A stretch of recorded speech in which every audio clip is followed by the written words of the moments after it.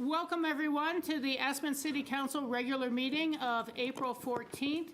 We have a very full house today with so many members from our nonprofit community here to hear the results of the grants committee outcomes.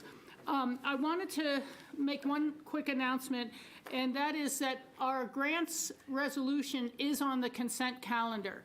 And if people would like to make comments, pro, con, thank you, we're mad, whatever, you'll need to do that during the public comment section of this meeting at the very beginning of the meeting. So when I call for public comment, that's when I will take all the hands in the room and we will hear from you at 3 minutes each. So I will call the meeting to order and ask Nicole, will you call the roll, please? Councillor Benedetti. Here. Councillor Doyle. Here. Councillor Guth. Here. Councillor Rose. Here. Mayor Richards. Here. Thank you. We have no scheduled public appearances today, and so the first item on the agenda is citizen comments and petitions. This would be the time for any member of the public to bring us items that they want to talk about that are not on the night's agenda for later on. So nothing on the land use hearings. But is there any public comment in the meeting today? I'd invite Ann Mullins up if she wants to tell us about the Grant Review Committee and all their work.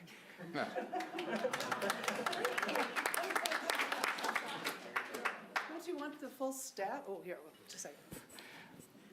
Okay, Ann Mullins, thank you very much. And we're going to say about 3 minutes, okay? Well, I'll try. Thank you. I'll make it shorter than that because there's so many people in the audience that have things they want to say. The process this year, I think, has been the best one so far. We continue to refine this whole process, refine the applications, the qualifications. The results, I think, are terrific. I hope council is pleased with the results. We're trying to keep it in line with your goals. I think the people who applied for grants and received them, I've heard from a lot. They're very happy. We put in a couple of new programs, which you'll hear about. 2 years for many arts and culture organizations, so they can predict their budgets, you know, have some predictability in terms of budgeting. And then the small grant program, the $5,000, went to several organizations, kind of startup organizations that find it a challenge to go through the entire application process, but really deserve some support. And then, of course, not tonight, but previously, the Cultural Vibrancy Grant, which has been so successful, and now it's in its 3rd year. So I and my steering committee members, Judy Clausen and Tracy Anderson, we've worked really hard, and I think we're very proud of the results, along with staff. Staff has just done a great job. Great. Well, thank you so much, and thanks to all the volunteers who have assisted us with the Grants Review Committee and our own staff who's continued to refine it. Yeah, thank you. Very important to mention all those volunteers that actually reviewed the applications. They worked hours and hours, a lot of hard work, and really good results. And these are tough choices. We all know that. We all wish we had a lot more in the pot, but appreciate your time. Okay. Thank you. Anyone else for public comment? The beautiful blue outfit here. Why don't you come right up and just identify yourself for the public record. I'm Amy Kimberly, and I'm with La Clinica del Pueblo. And this is the first year we've applied for a grant, and so thank you for considering it. And I just want to take the opportunity to let people in on what La Clinica is doing, because we have been around for 10 years, but very few people have known about us. But we are so busy down there. In fact, we've doubled every year the amount of people we see. And this is the kind of health care that I hope we get all the time. La Clinica only sees uninsured people, primarily immigrants, but we would not turn anyone away. And our load has doubled every year in the last 3 years. A lot of because of what's going on in our country, and the kind of work we're doing not only includes primary care, but it also includes mental health care. So everybody that comes for primary care gets the opportunity to see a mental behavior health specialist. Her job and caseload is just going bonkers these days. We did a stress management workshop in Spanish that got over 10,000 views. So I just really want to share the work that's being done. I would say it's a lot of the workforce that comes up to Aspen and throughout our valley. And thank you for it, and hope that we all get this kind of healthcare someday. So, yeah. Thank you very much. Appreciate it. Gentleman over here. Thanks, Rachel. Just a quick thanks to the council. I'm Peter Wanders, the president over at Anderson Ranch. I just really appreciate the foresight of your predecessors in setting up this fund, the cultural impact it has throughout the valley and the school systems, and especially across cultural divides, the outreach to Latino communities, across all of the nonprofits. I'm just really thankful for what you're doing, and thankful for your continued support of all these groups. So I appreciate it. Thank you. Thanks, Rachel. Right up here in the gold yellow. I am Phoebe Caldwell with the Aspen Choral Society. I want to thank the review committee for all their work each year, working with us, a very small organization. We're in our 49th year, and next year is 50 for us. 50 years of the Messiah for some people in here. And we're grateful for your continued support so that we can have concerts here in Aspen as well as in the Valley. You've been invited to Europe, haven't you? Yes, we are going to Germany to perform, and we're very just excited about continuing providing the education and the opportunities, both for untrained singers in our valley, for children who watch their teachers perform, watch their violinist perform, providing work for all the musicians in the valley also. So our orchestra is paid, our singers are volunteers, and our board is volunteers. But thank you. Thank you for the opportunity. Thank you for providing those measures for our community. It's our pleasure. Thank you. Right up front here in orange. My name is Sarah Shaw, and I am here on behalf of the Buyer Center. I'm the communications manager at the Buyer Center. And I just, on behalf of all of us, our very small staff, I want to express gratitude for our grant. The Buyer Center turns 5 this year, and in those short 5 years, we have established a strong community asset which contributes significantly to the cultural vibrancy, social and emotional well-being, and quality of life in Aspen and the greater Roaring Fork Valley. This generous 2-year operating grant is such a wonderful endorsement of our efforts and programs, and, you know, quite simply, it's a game changer for us. While we were very appreciative of the 1-year grants, the time frame allotted to finish those special projects made them feel rushed and incomplete, and a 2-year grant cycle is an enormous gift, and I really can't emphasize that enough. That 1 extra year adds stability and sanity to our work. We are currently about halfway through our first strategic plan, and this 2-year grant allows us to finish that plan in a thoughtful manner while launching us into the next 5 years of our life in such a wonderful way. So, you know, in conclusion, we feel validated in the work we do every single day, but this endorsement from the city validates our existence as a community cultural resource.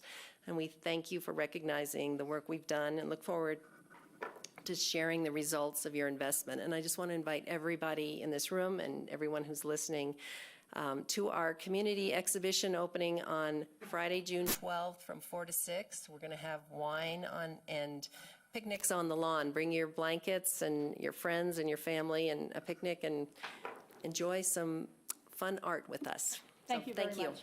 Thank you.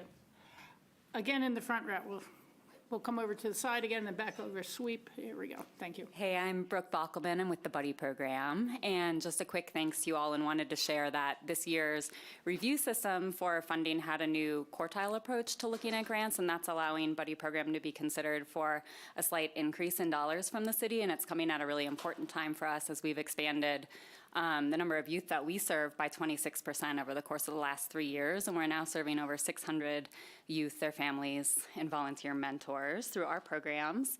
And also just wanted to let you know how important it is that we get local support and buy-in from our new municipal partners, as we're able to take that and leverage that within our asks to larger state partners and foundations, and it helps us get more money into our community. So thanks so much for the ongoing support. And then I've got a kiddo quote for you all from a young person who's engaged with us, because they always say it best what the impact is. So just wanted to share that quickly. This is a teenager who's engaged in our group mentoring programs, and she says, "The buddy programs made such a positive difference in my life. I've been able to meet new people, make lasting friendships, connect with others I might not have met otherwise. It's created a space where everyone feels included, supported, and valued for who they are. And I've grown more confident and open-minded. I've learned how meaningful it can be to build connections with others through empathy and respect." So thank you all for your support of Buddy Program and all our great colleagues here. Thank you. Thank you very much. My son was a participant some 40 years ago. Appreciate that. Yeah. We'll talk later. Over here with the purple. Thank you. Lilac, perhaps better. Lavender. Hi, I'm Anna Seaton. I'm the Deputy Director at Response. We provide services to survivors of sexual and domestic abuse. And we just wanted to echo the gratitude in this room for the support from the City of Aspen and from the Grants Review Committee.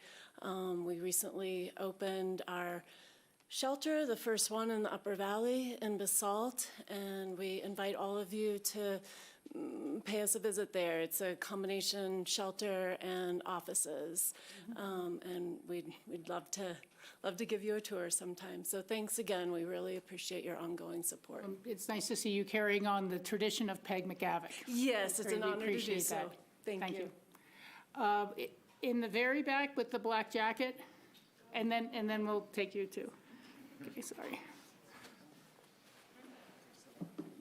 Hi, thank you. My name is Gray War. I am the founder and executive director of Harvest for Hunger. We are the stigma-free pantries and food rescue in the Valley.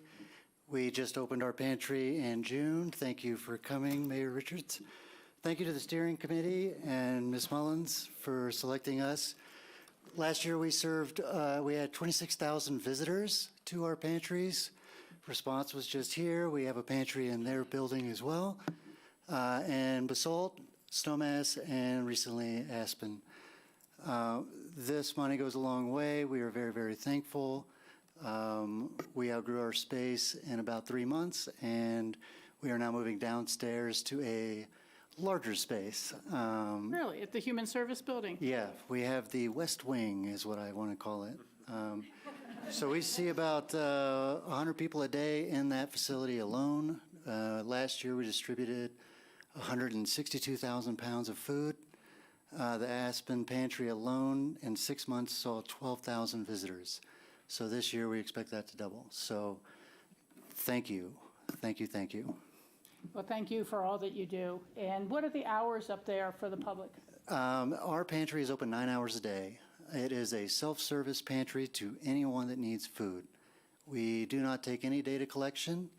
We're open Monday through Friday, 9 hours a day, 8 to 5. So if anyone in this community needs food, we provide it. Everything. No questions asked. Very nice. Thank you so much. Okay, here we go. We got another hunger. I know, I'm sorry. It's perfect. No, it's good. We all work together, okay? That's right, that's right. And you've come all the way from Grand Junction just for I this. did, yes. I'm Lindsay Wiltsey. I'm with Food Bank of the Rockies. I am our local Feeding America food bank, and we serve 13 counties out of our Grand Junction Distribution Center. And we really strive to foster a healthy and resilient communities by really just ensuring that our neighbors have equitable access to food. We do work with Gray, with Harvest for Hunger, quite closely, but we also, in addition, do 3 mobile pantries in the Roaring Fork, the Aspen to Parachute region, really, weekly. We do a weekly pantry in Elgibel, Greyful, and Glenwood. And during our last fiscal year, we distributed over 1.2 million pounds of food to over 46,000 individuals into this community. We also understand that we are a part of that larger food system, and as an organization, we see how philanthropic support can truly lead to quick response in communities. We saw this directly during the federal shutdown this last fall. We were able to quickly purchase over 15 additional semis of truckloads of food to distribute to our hunger relief partners, many of whom are in this room, not just Harvest for Hunger, and they were able to increase their food distributions as well. So truly, thank you. We are so grateful for the support of the City of Aspen and the steering committee, so truly thank you. We could not do this work without the community to nourish our neighbors who are facing food insecurity. Thank you. Thank you. Thank you for your hard work. Right up front with the striped jacket. Thank you, Madam Mayor. Thank you. And I'm sorry I don't know everyone's names. I'm really bad at names. I'm Jan Halperin. I am the Major Gifts Officer for Mountain Family Health Centers. Our main office is in Glenwood Springs, and we have a clinic located in Basalt. We serve over 4,000 people up and down the Roaring Fork Valley, including 2,000 in Basalt. 45% of our patients are uninsured. 42% of the patients in Glenwood are uninsured. We provide medical, dental, and behavioral health care all wrapped into one, so we give holistic care to each patient. This is interesting because several of the nonprofits represented today, we partner with in other fundraising events, in referrals to each other, and I'm very grateful for the council's support of our organization. It will make a huge difference because even though we are a federally qualified health center and we rely on the payer mix, with so many uninsured patients, we rely on philanthropy, grants, and foundations to continue supporting us in our growth, which has been enormous over the last year. So thank you so much. Thank you to the committee. I know what it is to read a lot of grants, and it can be daunting. So we appreciate it and all your support. Thank you. Thank you for all that you do. Tony.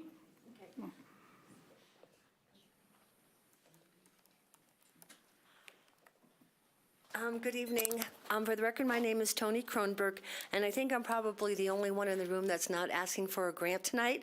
But I would like to ask, first of all, after seeing everyone that's come forward and the people that are going to be coming behind me to ask for money for their grants, that we truly live in a very blessed community. And without all the people that are form the nonprofits behind us, we would not have such a wonderful community. So hopefully tonight you can expand that budget and so that everyone can get the funding that they need to keep our blessed community moving forward. What I wanted to just bring forward tonight, it's of course it's on the entrance to Aspen. And as you know, you're having a mini retreat with the elected officials transportation committee that's coming forward on April 23rd in this room between 3 and 6.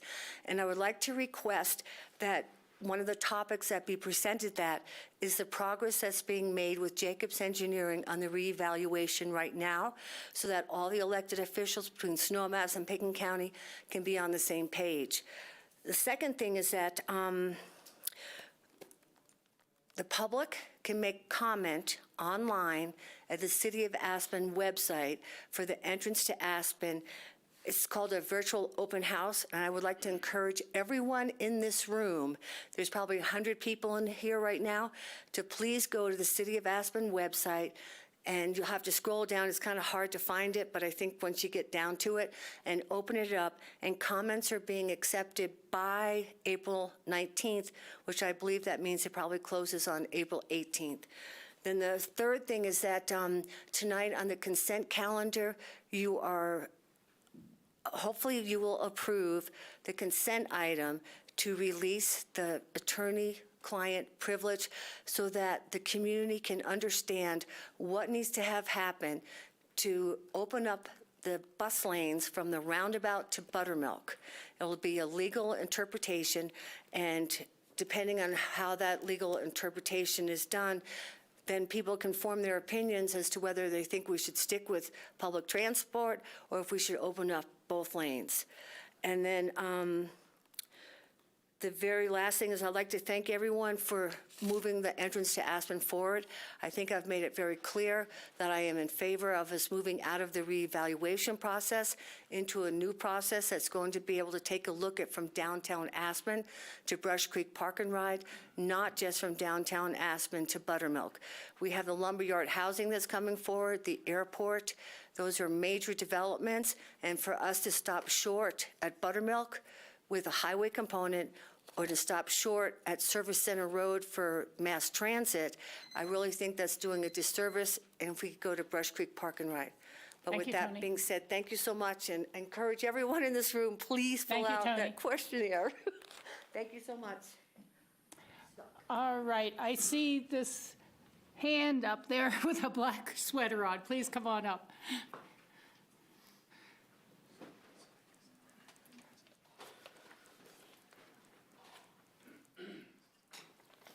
Thank you. Hi, everyone. I'm Jane Podgeter from EcoFlight, and thank you to Anne and the committees for this. This is our first time applying for the grant, and we applied for the small grant to fund one of our programs, which is the Young Leaders Initiative. So we provide flight to about 150 students a year from the Valley to give them that aerial perspective, to understand what's going on with our landscapes and our watersheds, and to give them the tools to learn how to have a voice, and you know, they're going to be tomorrow's leaders, hopefully, for this valley. We specifically try and fly the underserved communities. More than 30% of this valley is Latinx, so we fly the buddy program, we fly the pre-collegiate programs, the English development programs. So we try and really reach across the divides in this valley, and we educate them from everything about the wildlife crossings that the county commissioners have just funded, to Thompson Divide, to our last free-flowing river on the western slope, the Crystal, and why we don't want dams and diversions there, to Thompson Divide, which is only partially protected, which provides clean water for the valley, etc. But I also would like to read a quote, and thank you, Brooke, from John Brazier from the Buddy Program, who wrote, "Every year, students comment that one of their biggest highlights of the class was the opportunity to see their local community from a different perspective while flying with EcoFlight, learning about watersheds, wildlife corridors, and seeing firsthand the impact humans have on the environment. Together, Buddy Program and EcoFlight are building the foundation for youth to become strong community members who value and want to protect the world around them." So, thank you. Thank you, Jane. Thank you for coming in. And I'll just say, it's not necessary to thank us. We are the ones thanking you with the grants for all your hard work. But I have the lady in the maroon, and then Eden. So you come on up, and we'll come back around. Well, I appreciate you saying that, but I'm still going to thank you for the opportunity to speak, and the committee for all of your hard and thoughtful work. My name is Karen Wayne-Scott. I'm the contracted grant writer with the Western Slope Veterans Coalition, based in Glenwood Springs, but serving Pitkin, Eagle, and Garfield counties. The coalition was founded after the suicide of 2 Marines to work to eliminate hopelessness amongst the veterans in this region, which there's over 5,200, and over 45% of those are over the age of 65. And in addition to just all the stresses that come with being a veteran, what we're seeing is a serious increase in stress around housing, transportation, and access to mental health, particularly in our rural communities. The coalition offers a very important safety net program in offering emergency assistance to vets at a time when they are feeling hopeless, or feeling in need, but not quite hopeless yet.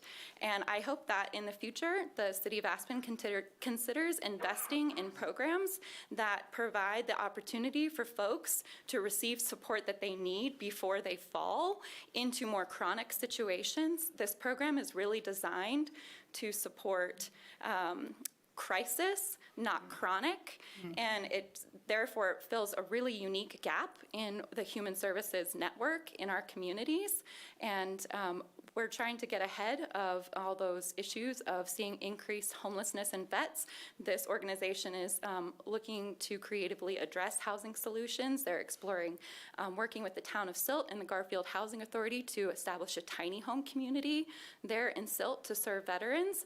But we still need to support the emergency assistance program to try to keep veterans and their families from falling into that predicament in the first place. Again, thank you. Thank you. Thank you for your work. Eden.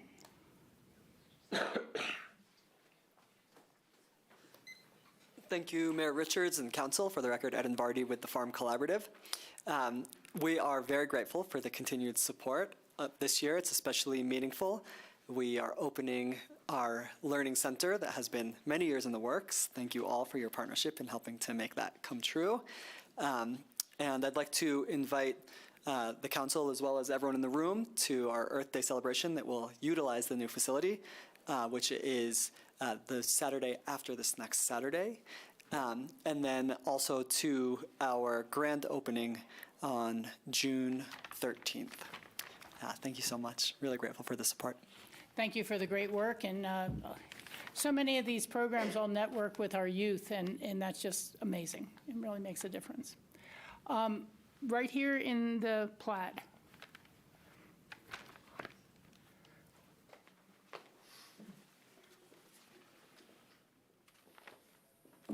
I am Helene Goody with the Aspen Hall of Fame, and I know we don't have to, but thank the grant committee, and a really heartfelt thanks to Ariel, who guided me almost by hand through the process, as it was the first time I had applied for a grant, not the first application by the Aspen Hall of Fame. And thank you, Rachel, for attending our event. We're fresh off of our one annual event, but we are a 100% volunteer organization that was established 40 years ago by the Aspen Skiing Company, and it was to recognize and honor citizens of Aspen who have made a lasting impact and a significant impact on the community. And we do this once a year through a Hall of Fame banquet, and that is what we do. And for our 40th celebration, we're considering a second event, but it would be an all-free event in conjunction with the Historical Society to educate the community and the Valley about our past inductees and our past board members and what the Aspen Hall of Fame is all about. A great idea. Thank you so much. Thank you. Thank you for being here. I have been ignoring this side of the room, so I'm going to go to the fellow with the black and blue shirt. Thank you. Thank you. Good evening, Council. My name is Brian Zubek. I'm the Executive Director at the Aspen Youth Center. I'm newer to the Valley, so some of you I might know, and some of you I am still meeting. I want to start by just acknowledging the position that we're in today. This year, demand for funding exceeds what is available. This is a reality that governments, families, communities in this Valley navigate each and every day. This means you're not choosing between good and bad programs. You're deciding how to prioritize impact across many strong organizations. I'd like to offer a lens for those decisions. Some programs are valuable. Many programs are enriching. And some programs are essential to the infrastructure for a community to function. I very much believe Aspen Youth Center is in that third category. Every day we provide a safe, structured place for working families' children during the hours when school is out, but the workday is not over. Without that, these working families face an impossible choice: leave work early, pay unaffordable childcare prices, or leave their kids unsupervised. So this is not about fun youth programming, but we do have plenty of that. This is about workforce stability. This is about economic participation, and this is about community safety. One of my youth staff, 17-year-old John Norman, said today, "I was pretty shy growing up. I even had a stutter. AYC gave me a place to find my voice, and now I'm on staff helping other kids do the same." I could really relate with John, as I've overcome my own stutter. Excuse me. Through our 1,200 programming hours each year, we serve over 550 individual youth and collectively provide over $25,000 of positive youth development engagement, all completely free of charge. We are not trying to expand for expansion's sake. We are trying to keep pace with what local families already need to stay here and remain part of the workforce. Additionally, we are attempting this summer to answer the community's call to provide extended summer hours of 8:30 a.m. to 6 p.m. to better serve the economic workforce.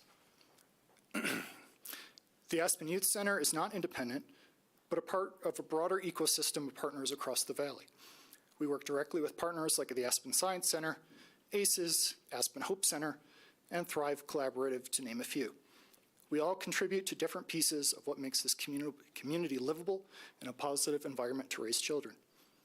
We greatly respect the Volunteer Grant Reviews Committee difficult work in making these recommendations, and we're also very grateful for the $16,700 recommended. However, that reduction from our $36,000 request and from the many years of historical $30,000 level will have a direct and detrimental impact on families and the youth we serve. So as you make these final allocation decisions, I encourage you to consider not just how broadly funding can be distributed, but which investments are the most essential to keeping Aspen functioning for working families. Thank you. Thank you. Let's stay on this side of the room for a little while. Right up front in the silver jacket.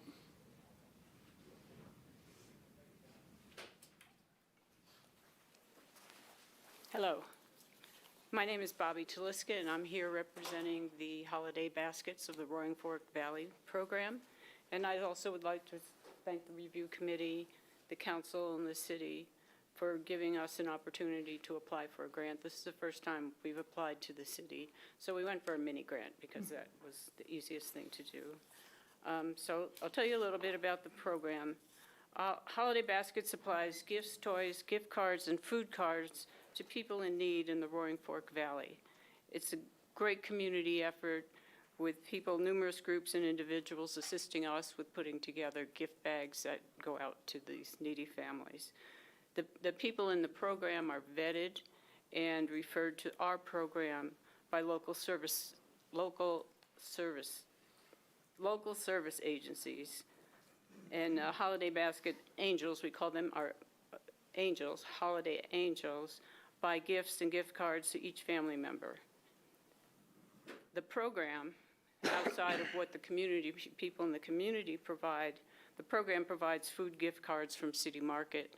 Last year, we were able to provide gift cards from City Market in the amount of $40. Given the high rate of inflation and the greater need in our community, we're hoping to be able to increase the amount of the food gift cards, which a grant will be very helpful in helping us to do that.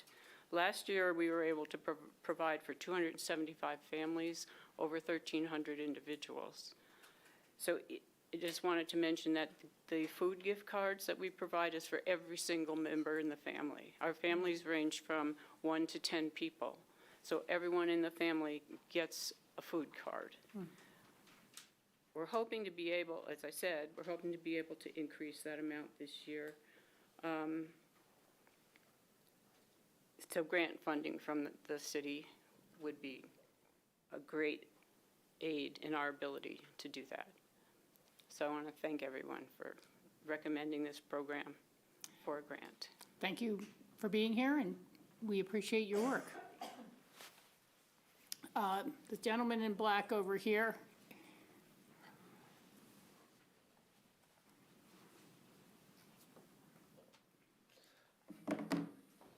Hi, my name is David Lettingham. I'm the executive director of the Aspen Fringe Festival, and we are celebrating our 18th year. And we're a very small organization, arts organization, nonprofit organization, and but I've been part of the community off and on for 50 years and performed and been parts of all kinds of the performing arts groups in Aspen and down the valley, and it's really remarkable, the arts and that we share in this valley, and that the opportunities that are provided for so many people, the kids, and I mean, it's amazing. I just want to thank the grant steering committee for all the hard work you do. It's just sitting back here listening to just it's just amazing how much amazing work is being done in this community and offered to everybody, and it's really, I just want to thank everybody involved for doing so much for this community. And I wanted to, I know if anybody has not come to the Aspen Fringe Festival, we're doing our 18th June Fest on June 12th and 13th at the Wheeler Opera House. And it's really this grant program that allows us the ability to continue a small organization to perform at the Wheeler with both the cash grant that we receive and the in-kind grant. It really saves us. and enables us to really reach for the stars and put a lot of work out there and bring more people into the community because of those opportunities that are available through the grants. And I just want to share something from, we had kind of an amazing thing happen. We were able to invite a Tony Award-winning playwright to Aspen, who had won the Tony Award for The Curious Incident of the Dog in the Nighttime, a kid's story. He came to Aspen, and after his participation here, he sent this to me. My trip to Aspen for the Fringe Festival was galvanizing and inspiring. It has been a tough few years for theater. I have not felt the urgency of a live art form that engages our humaneness through action and story more acutely. I felt a commitment to that deep in the metabolism of the Aspen Fringe. The opportunity for young actors there to work with experienced professionals was inspiring. Their brilliance and determination charged me. The rigor and nuance of the work on my plays was exceptional. It was a rare and exciting opportunity for me to test my own work by reading it and to see a range of different scenes, some of which have been never performed in English before. The festival seemed to be a lightning rod for the community, a source of real inclusion and creativity for the whole town and surrounding area in the cradle of a beautiful space. It was thrilling to see work of this caliber carried out by a not-for-profit organization in a theater so beautiful at the heart of its city. I think the actors will cherish it as much as I did. I think the young actors in particular were charged by the experience. Every theater is energized by new work. Okay, we've hit the 3 minute. Okay. I appreciate his enthusiasm. Yeah, Thank sorry. You. Thank you. Anyway, thank you. Okay. Straight in the back there. Black shirt again.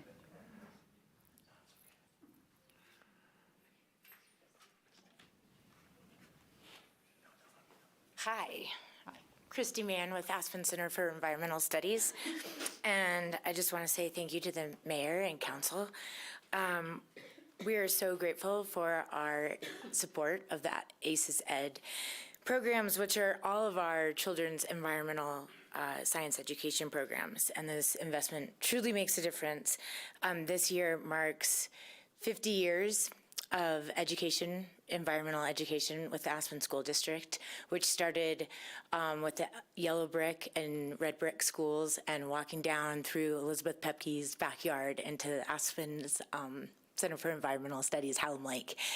And it was Stuart Mace, who is our first environmental educator, who had said to Elizabeth that the future of the environment was in the hands of the children, and they had to, they must fall in love with the natural world in order to protect it. And thus, ACES Ed programs were born. Today, 50 years later, ACES reaches 5,000 kids from Aspen to Rifle in 52 public schools, bringing equal access to science education and experiences in nature.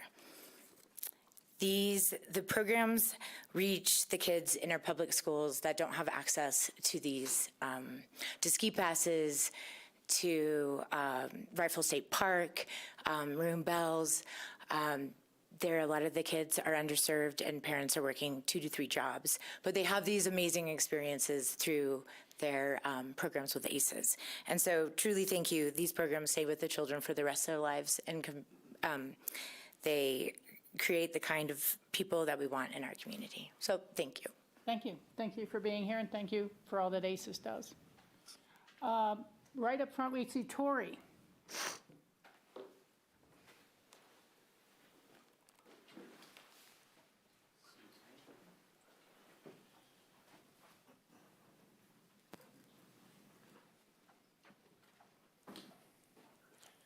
Welcome, Mayor. Good evening, Mayor, council members. A couple items, and I'll try to go real quickly. I wanted to address the housing request that has been brought to you. My name is Tori, for the record. The housing request that's been brought to you by the Physics Institute and the Institute, it seemed like a great opportunity to delve into that public-private partnership and possibly move some of their more dense housing out to the lumber yard. I don't know if this is a possibility still, if this can be worked into anything, but it just seemed like a no-brainer to really take that density out of the West End and put it where affordable housing will be going. The second item that I wanted to touch on was the entrance to Aspen and the preferred alternative modifications that have come forward in the last open houses. To my delight, they look more and more like the modified split shot. However, they don't go far enough. You know, with the modified split shot, 2 lanes in on a new bridge and 2 lanes out on the existing bridge, we can avoid the long tunnel that has been proposed, and we can avoid a traffic light at 7th and Main.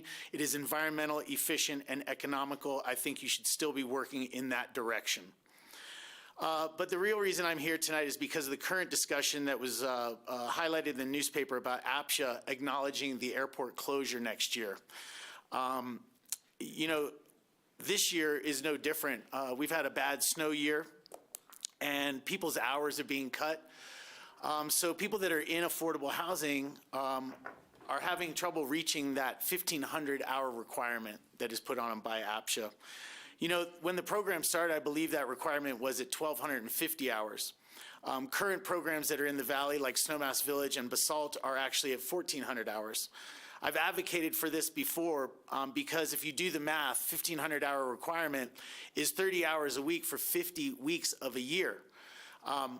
As you know, anybody that's in the service industry, hospitality, seasonal, or tourist industries has large off seasons. This year with the snow, a lot of these restaurants and retail shops have closed early. I really strongly suggest that leadership needs to come from this council as a whole to start directing APSHA to change the regulations to bring those requirements down to 1,400 hours. Now, while a lot of people are going to be saying, hey, this must be all about Tory, well, it's not. I log about 1,700 hours a year, not 1,500. So this isn't about me, but this is about all the people that come to me who are losing work this year and know that they're going to be losing it next year. They're concerned. Again, I don't think this is a one-time Band-Aid for next year. I think this needs to be put in place for next year so that people that are qualifying for 2026 are going to be able to make that in light of a bad snow year.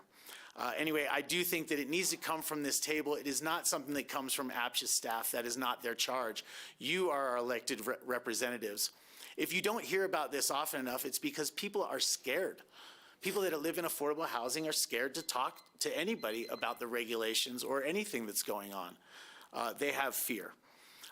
Last thing, and I'm done, is the grants that you've heard all about tonight. Keep in mind that council does have discretion. If there's anything that you don't agree with and you wanted to see more funds, council does have the ability to make some changes at the table, and I hope you use that discretion. Thank you, Tori. Thank you very much. Additional public comments. The lady in the back in white, and then we're going to come back around to this side.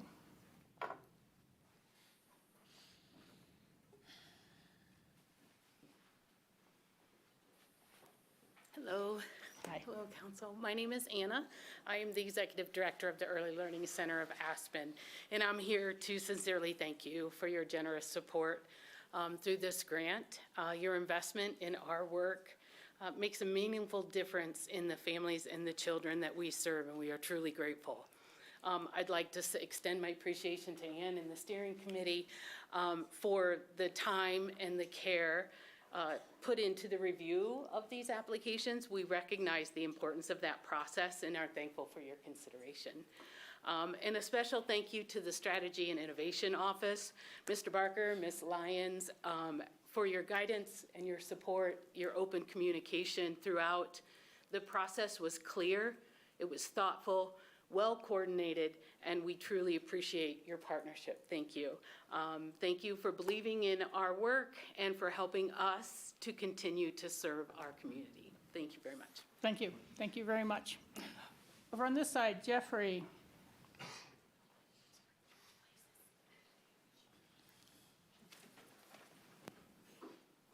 And we did get your letter today.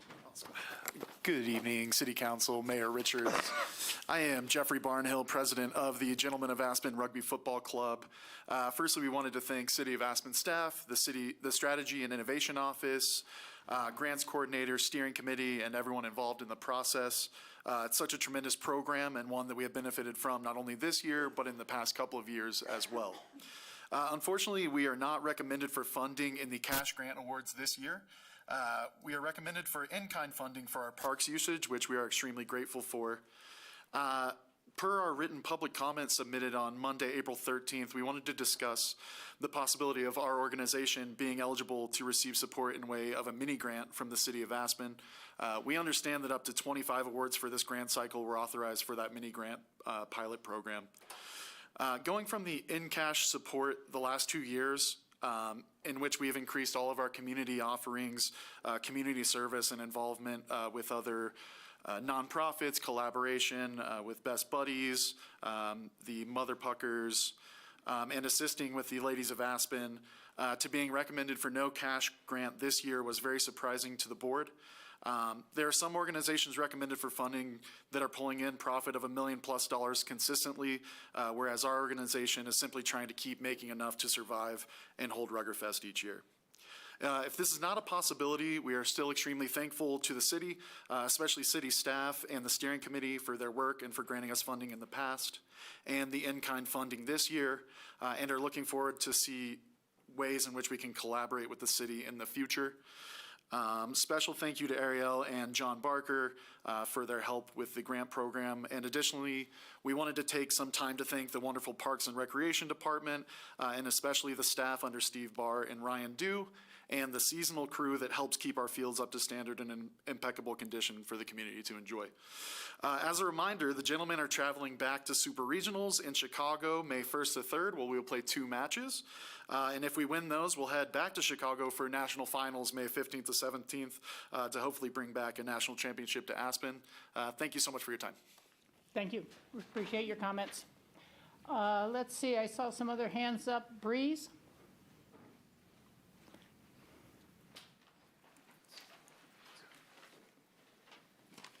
Good evening, Council. Thank you, Mayor.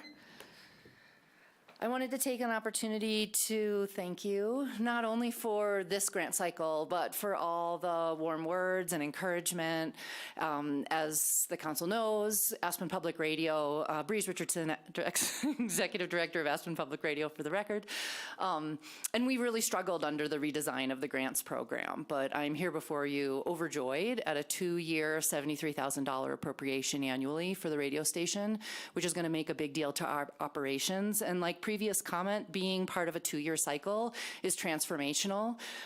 As you know, we've lost federal funding, but for 50 years that program was on a 2-year advanced appropriation for this exact reason, that radio stations, nonprofit organizations need to be able to plan, and knowing that we'll have $73,000 in support coming from the city next year as well is huge.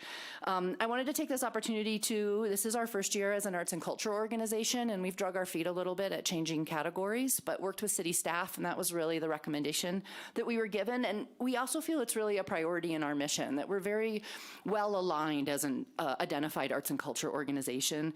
Not only do we offer press coverage to the arts and culture community, we offer media sponsorship that often elevates and promotes events that would not otherwise have marketing and outreach. And our brand new nonprofit spotlight is twice a month, showcasing and highlighting nonprofits throughout our region, both arts and culture and non. That's underwritten by Aspen Community Foundation, which really saw value in more storytelling-based delivery of who these organizations are that are in the room today. And I encourage any nonprofit in the room who has not been part of the Nonprofit Spotlight series at Aspen Public Radio to please reach out and tell your story, and we can consider you for the series. I also wanted to take a moment to point out that this community has really shown up for the radio station, and so it is your constituents who are matching your investment in this public service. We just completed our spring membership drive, where 20% of the gifts we received were from new members who have not given to the radio station before. That's a great signal to us that the support is there and will continue. Of course, I had to take a moment to thank Pete and Rachel for coming to the Liars contest. I don't think any community in in this country could necessarily say that they sold out the Wheeler Opera House on the Monday night of spring break to tell stories and vote on which ones were true and which ones were a lie. But we did. The line was literally out the door and around the block. And I think looking back at the photos from that night, it was just a really wonderful community building and really demonstrated to us how much people want to be in a shared space together. So thank you for empowering us to continue our work. And I would be remiss if I did not spend the last 10 seconds of my time reminding everyone the role that FM radio plays in wildfire preparedness. We're really trying to do due diligence to communicate how important it is. And according to our survey work, about 86% of respondents say that they know to turn on the radio if we're in a wildfire emergency. But we want to continue showing up in that space and say, in addition to all the information and inspiration the radio station's able to provide 24/7, we're the only public broadcaster in the county, and we're standing by ready, trained as professional broadcasters to handle any emergency, evacuation or otherwise. So thank you so much for your continued support of our work and for tonight. I hope you're impressed by this turnout. Thank you. We are. The tall gentleman with the hat.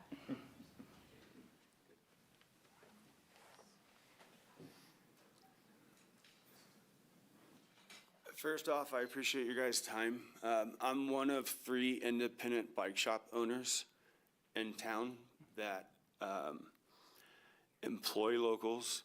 More importantly, the biggest issue to address, and I'd like an opportunity to have a more detailed, in-depth conversation in the future before things are changed and regulated.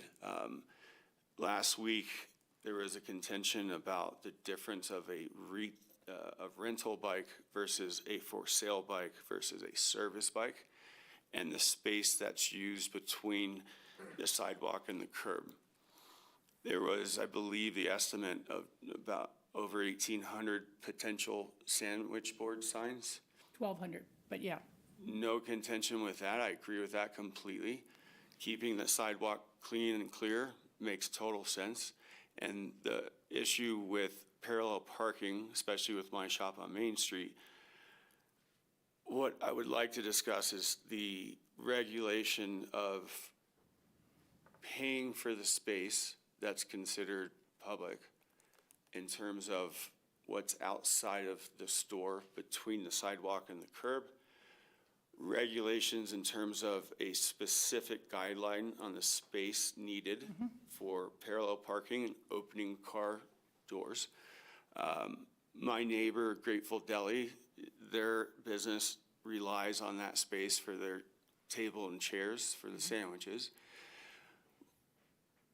Absolutely 100% willing to pay for the space. We would not be able to survive without that space. The main thing that I want to mention is that the difference of saying that a rental bike versus a for sale bike versus a service bike doesn't make sense in terms of the fact that we service the local community. We employ locals. We contribute a significant amount of sales tax between the 3 of us to the city. We are the only 3 bike businesses that service bikes. And a service bike versus a rental bike is the difference of a tourist, let's say, as opposed to a local. In COVID in 2020, we were deemed essential business, and one of the main contentions were that we were providing services to keep people riding bikes, which also contributes to less cars in town, which is an ultimate goal. And that servicing bikes for the locals is in line with the direction that the city wants. Okay. If it Your wasn't 3 for minutes us, are up, but we're going to take your comments under very serious consideration. We had not finalized anything. You were there for the work session, and appreciate your follow-up comments to that. So I appreciate that. we'll be talking about it And further. the biggest takeaway is we are the 3 people that are keeping people in town riding bikes, Okay. where the rentals are mostly tourism and causing the problems on the Rio Grande Trail and things like that. That's a great point. Thank you so much for your time. Thank you. The lady with the glasses on her head.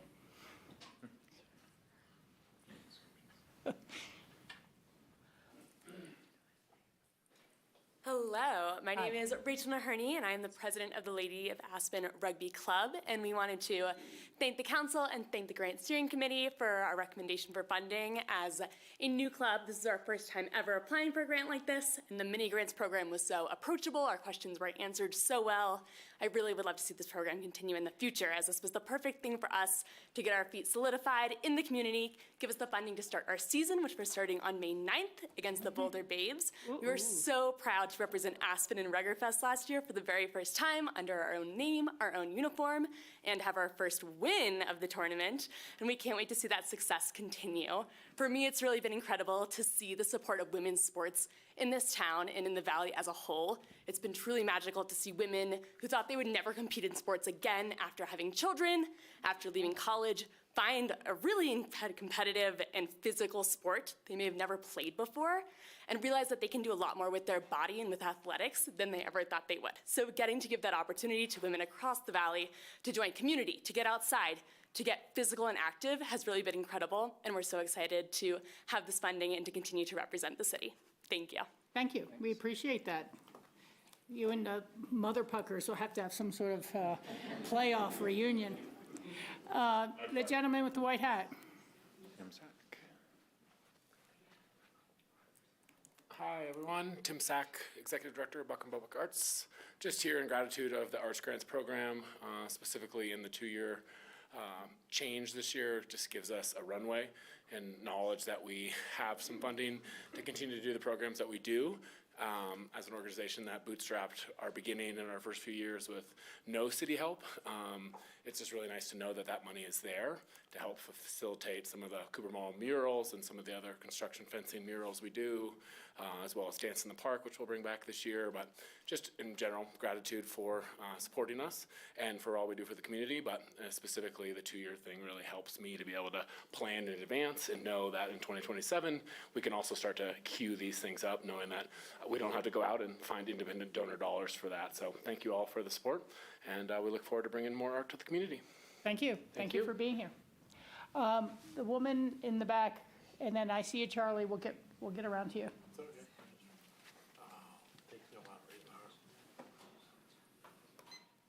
Hello, Mayor and Council. This is my first time up here. I'm a little nervous, but I'm very humbled and impressed by all these incredible organizations. And your name for the record? My name is Nicole Nagel-Gogolak. I'm an artist and educator who's lived in the Valley for many years, and I'm here on behalf of the Soldner Center for the Arts, on behalf of Stephanie Solder, who's out of town. I want to talk a little bit about who we are because we're relatively new and not everybody knows about us, and we are a super special place in this valley.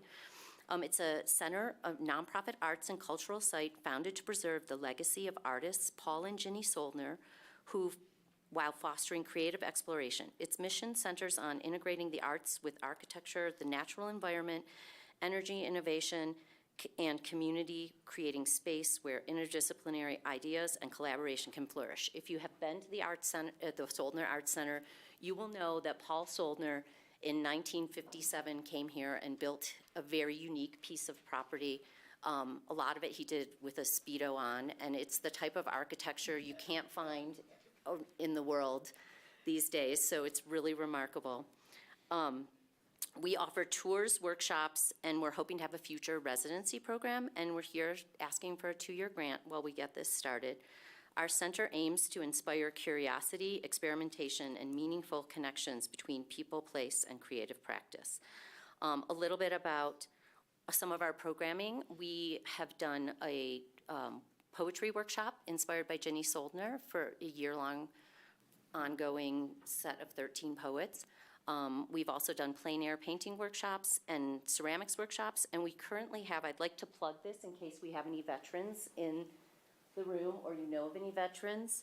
Paul was, I'll talk a little bit. Paul was a veteran. He's a ceramic artist, and we're doing a music therapy retreat for veterans May 15th through the 17th. The retreat is at the Soldner Center home and grounds, and we'll bring together 5 Roaring Fork Valley veterans and 5 local musicians and songwriters under the direction of acclaimed music therapist and music therapy retreat founder, Mac Bailey. We have a couple people applied, but if you know of anyone who would benefit from this program, please have them go to our website. Speak to the lady in the maroon Okay, sweater we'll over there. chat. You'll flyer. And I would just like to part with, I'm really excited. I'm on the board, and I'm really excited to be part of this because it is something truly authentic to our town. And the architecture, the mission statement, and I see Peter Wanders here, who also knows Paul Soldner, was very instrumental in helping found. Half the time he was in a Speedo, half the time he was without the Speedo. Right. It depends on if you made it to the hot tub part of the night or not, but we won't get into that at this meeting. Okay. I would like to finish with a quote that is part of our statement. Whatever you can do or dream, you can begin it. Boldness has genius, power, and magic in it. And clearly in this valley, as we see all these organizations. That's a Goethe quote. What? It's That's a Goethe quote. Yes. Yes, and it was one of Paul's favorite quotes, so it's in our mission statement. And clearly in this valley, all these organizations represent that. So thank you. I have it up in my office. It's a fantastic. Thank you. quote. Thank you so much. Thank you for being here. Okay, how many more are there? Anybody else? I know I have some online. These two gentlemen, and then folks online will be taking you. Okay, just if you want to come up together or however you want to do it, you still have 3 minutes. Jared and August. I see it. I'm Jared Ettlinger, part of the stewardship team with the Aspen Valley Ski and Snowboard Club, and I want to take this moment to acknowledge all of the amazing nonprofit work that we're all hearing about tonight in this room, and thanking you for the opportunity on the funding side. And my name is August Teague. I am the executive director of the Aspen Valley Ski and Snowboard Club. I want to thank Ann and her team. Thank you. Want to thank the city and parks, Austin, Matt, that are in the room, as well as the council members and yourself for your support and the 3,000 kids in the community that we've all created, all the nonprofits and everybody else. So that's under 3 minutes, and we thank you. Well, we thank you, and we thank you for all the training you gave Alex Ferrara and helping bring the gold back to Aspen. So, you know, people may not realize this, but a long, long time ago, I babysat August Teague. This is true. Thank you. Fun fact, with my own son. Okay, let's see, we got Francis, and then, oh, Charlie, did you still have your hand up? Okay, Francis, please, come on up, you got 3 minutes.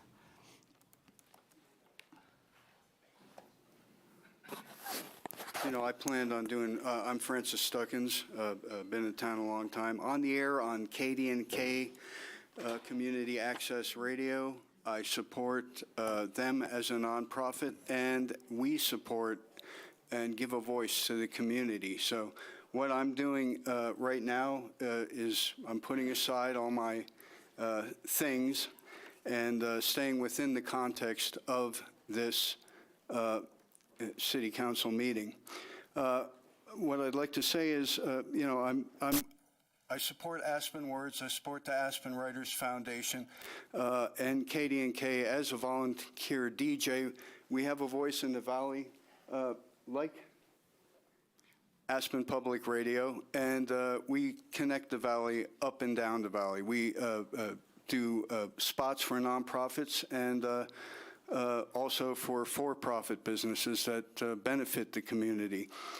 I'm not too good at this right now because I'm making it up as I go along, but what I'd like to say is the city of Aspen has a voice on our calendar all week long, anytime. And if you need to reach out, we're there for you. If you like rock and roll, listen to my show. I'm Ambassador Franklin on Saturdays, and I make a plea for rock and roll diplomacy and peace. Thank you. Thank you. Thank you very much. Charlie Tarver, and then we're going to go to the 4 people online with their hands up. We see you. First Lady Charlie Tarver, thank you very much. It has to do with using community resources, and I just found out there was we're talking about bikes and sidewalks. Aspen Cycling Club, Aspen Bicycle Club started in 1980. I own it. Aspen Cycling Club started in 87. Of Aspen 87, $400 worked out, bought a building. Sat on the Neighborhood Advisory Committee, the pedestrian bikeway. So I helped design all the bike paths that are built. Downtown Enhancement Plan, where we widened the sidewalks and dealt with obstacles on the sidewalks, which reduced our visitor and local interface with businesses and pleasure in town. It was a plan from the 90s or 2000 when you and Helen were on.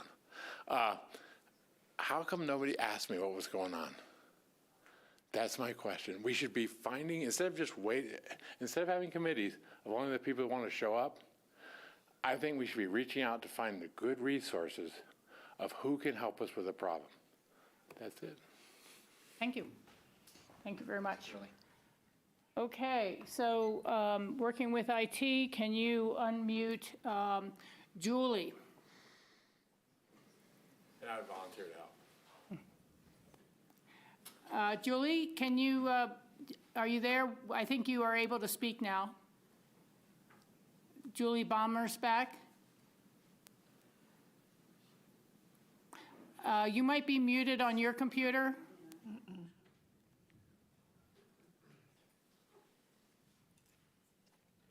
Can you hear us, Julie? We cannot hear you. I think her mic is working, but it's not coming through.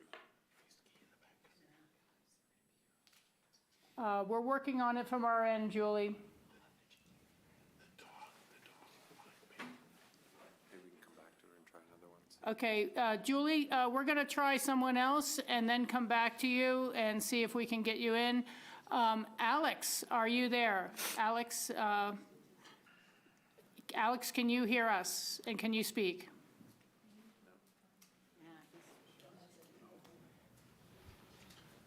We're working on our technical difficulties here in the council room. Please be patient with us, those online. Thank you.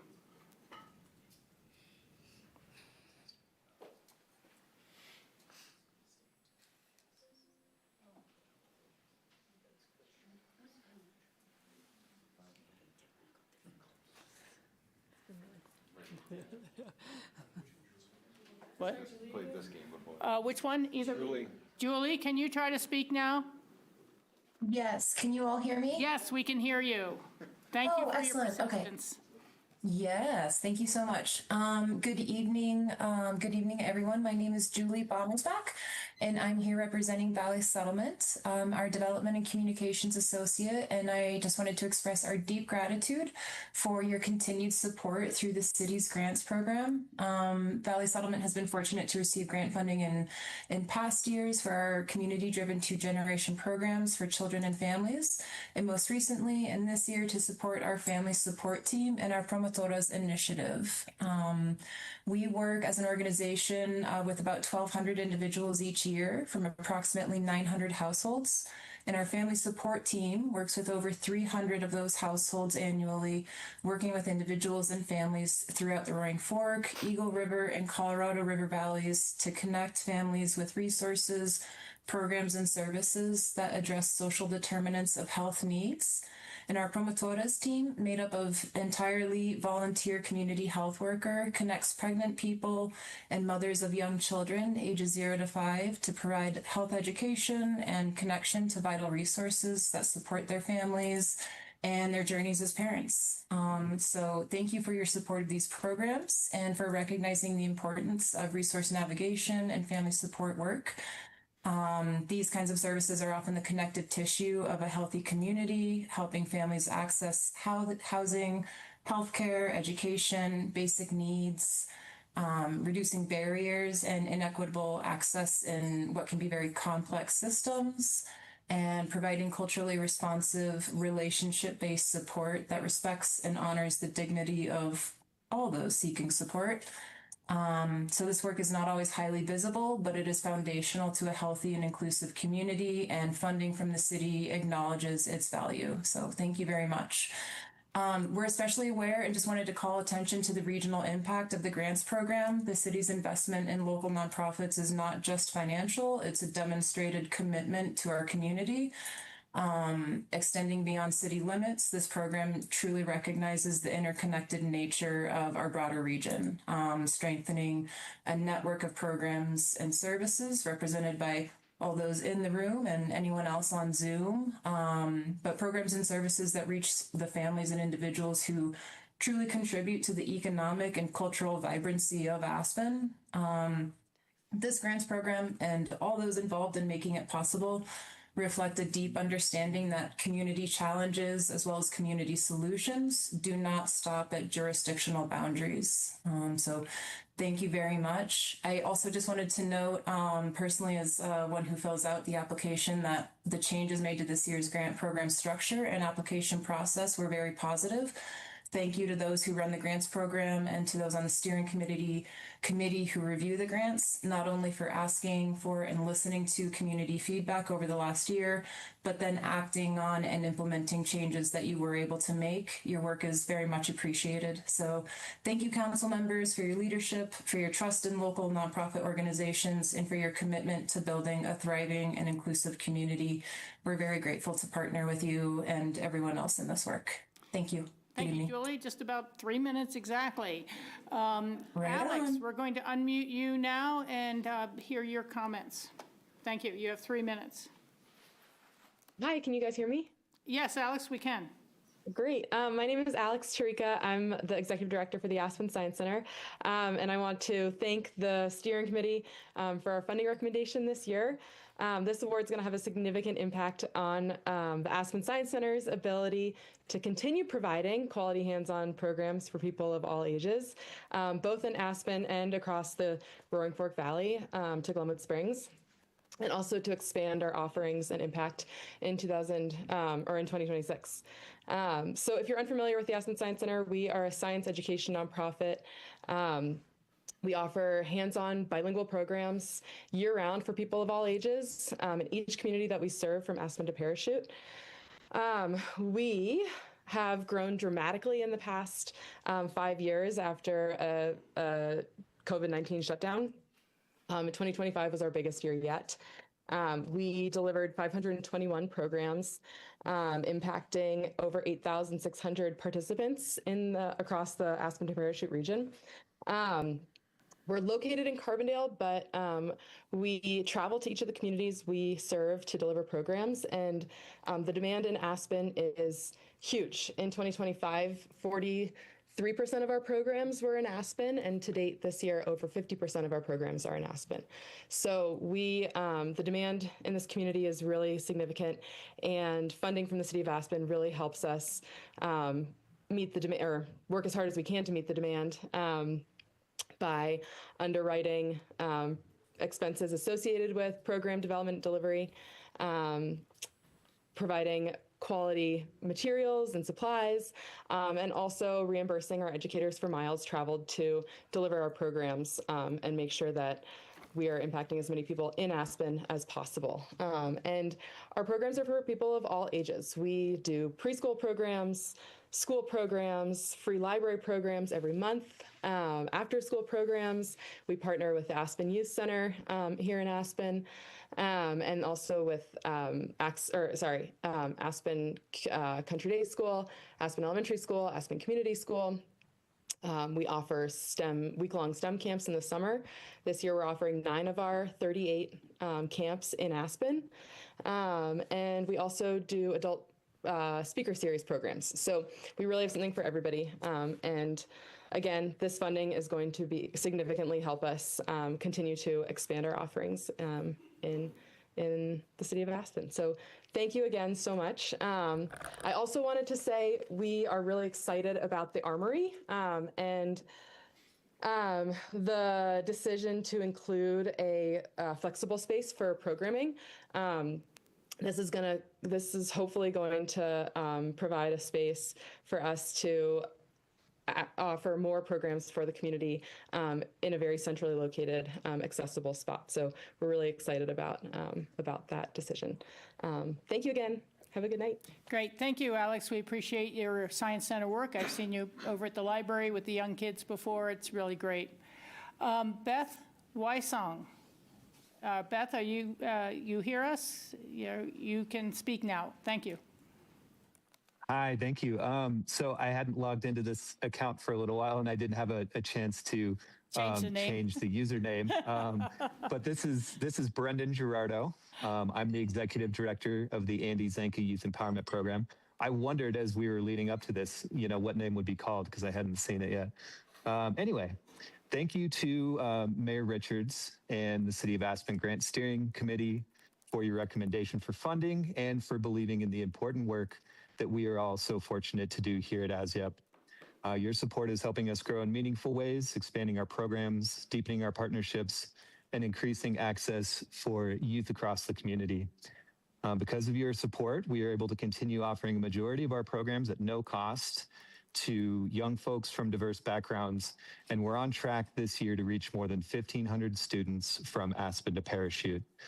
Through this work, we're creating more opportunities for young people to build confidence, find their voice, and feel valued, whether that's through live performance opportunities, working alongside and with more than 60 regular youth DJs on the KD&K airwaves, or the students who participate in our paid high school internship program, which right now we've grown to 8 total kids, one of which I'm actually supporting right now. I'm in the green room of Steve's Guitar. We're getting ready to do a youth music night here in Carbondale. So that's why I couldn't be there to join all of you. Anyway, thank you so much for helping us nurture and develop the next generation of leaders in our community. We're happy to be helping bring up young people who are engaged, empowered, and ready to contribute. And we're truly grateful to be part of this wonderful ecosystem of nonprofits and philanthropy and just service. We really value everything that everybody does and all of the wonderful organizations in this room and all of you. So thank you very much. Have a wonderful evening. Thank you so much, Brendan. We appreciate that, and we thank Beth for letting you use her phone. Do we have the Carbondale Clay Center is up next? Yes. Can you hear me? Yes. Hi, my name is Angela Bruno. I'm the Executive Director of the Carbondale Clay Center. I'm sorry I couldn't be there in person tonight. It has been humbling to sit here for this past hour and 20 minutes and to listen to all of the good work going on in this valley. We are profoundly thankful to the City of Aspen and the Grants Committee for the grant this year. This was the largest grant in our organization's history. We are coming up on our 30th anniversary and very actively fundraising for a capital campaign for a new building. So operating support, this grant is critical to the immediate health of the organization, sustaining our programs, the staff, and the infrastructure we need right now to continue making our work possible while we are fundraising for our future. Again, on behalf of everyone, thank you so much. This is incredibly meaningful, and we will continue to do good works with this money. So thank you again. Great. Thank you very much. I'm going to make a last call in the room. Is there anyone in the room for public comment for things not on tonight's agenda? There being none, I will close the public hearing. Thank you all again for your contributions to the community and for your work on the volunteer boards. We appreciate that very much.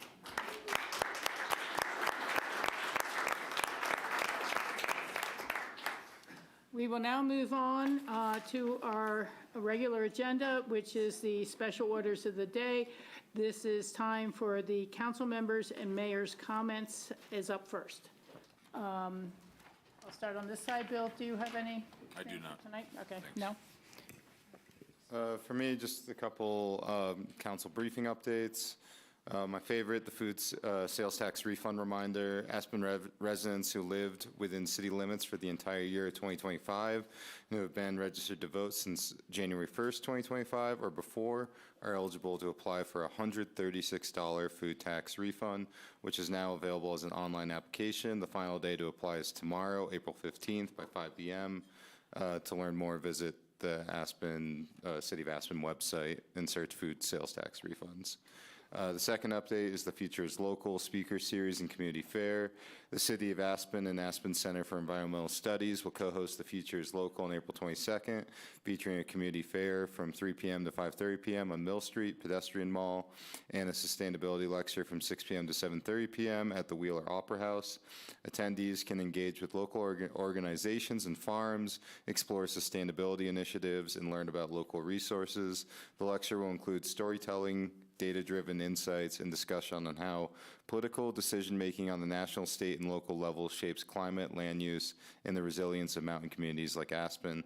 To reserve your free spot or learn more, visit aspenshowtex.com. Very that's all nice. from me tonight. It's all getting ready for Earth Day coming up. Any comments, board member comments? No comments. I have 2 briefings. Okay.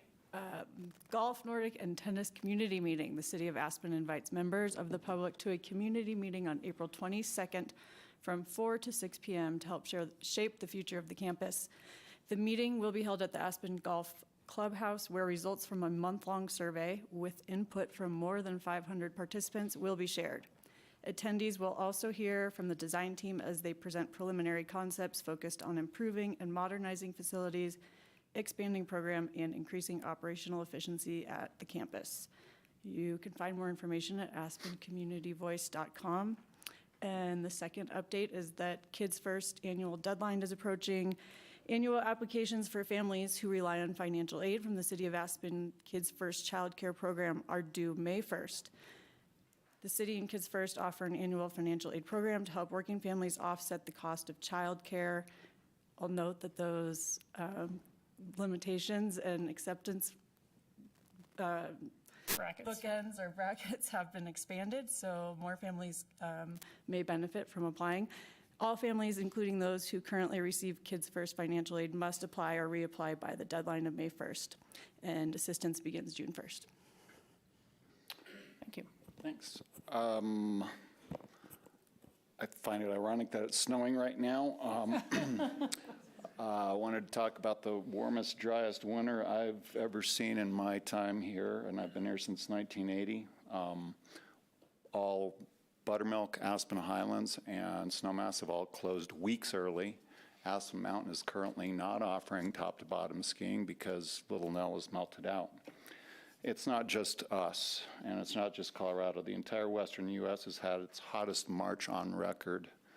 The Colorado River Basin is in crisis. Lake Mead is only 33% full. Lake Powell is only 23% full. The Colorado Climate Center has recorded Colorado's warmest winter from December to February in 131 years. 100% of Pitkin County is in the highest level of drought, exceptional. As of April 9th, the Roaring Fork watershed was 24% of normal. Think about that for a second. Historically, the Roaring Fork watershed reaches its peak on April 7th. This year, the peak was March 10th, which is nearly a full month early. So, this quote is from the Daily Sentinel from Grand Junction today. Quote, "The situation looks very dire, and I will not be able to emphasize that enough," Colorado River District Interstate and Regional Water Resources Director Raquel Flinker said Tuesday night at Grand Junction's annual State of the River meeting. Quote, "We've never seen a year like this in history. If there's anything in your memory about a dry year that you've seen, a warm year that you've seen, 2026 is beyond all of that." I'd like to remind everybody that currently we're under Stage 2 water restrictions, which means no irrigation from 9 a.m. to 6 p.m.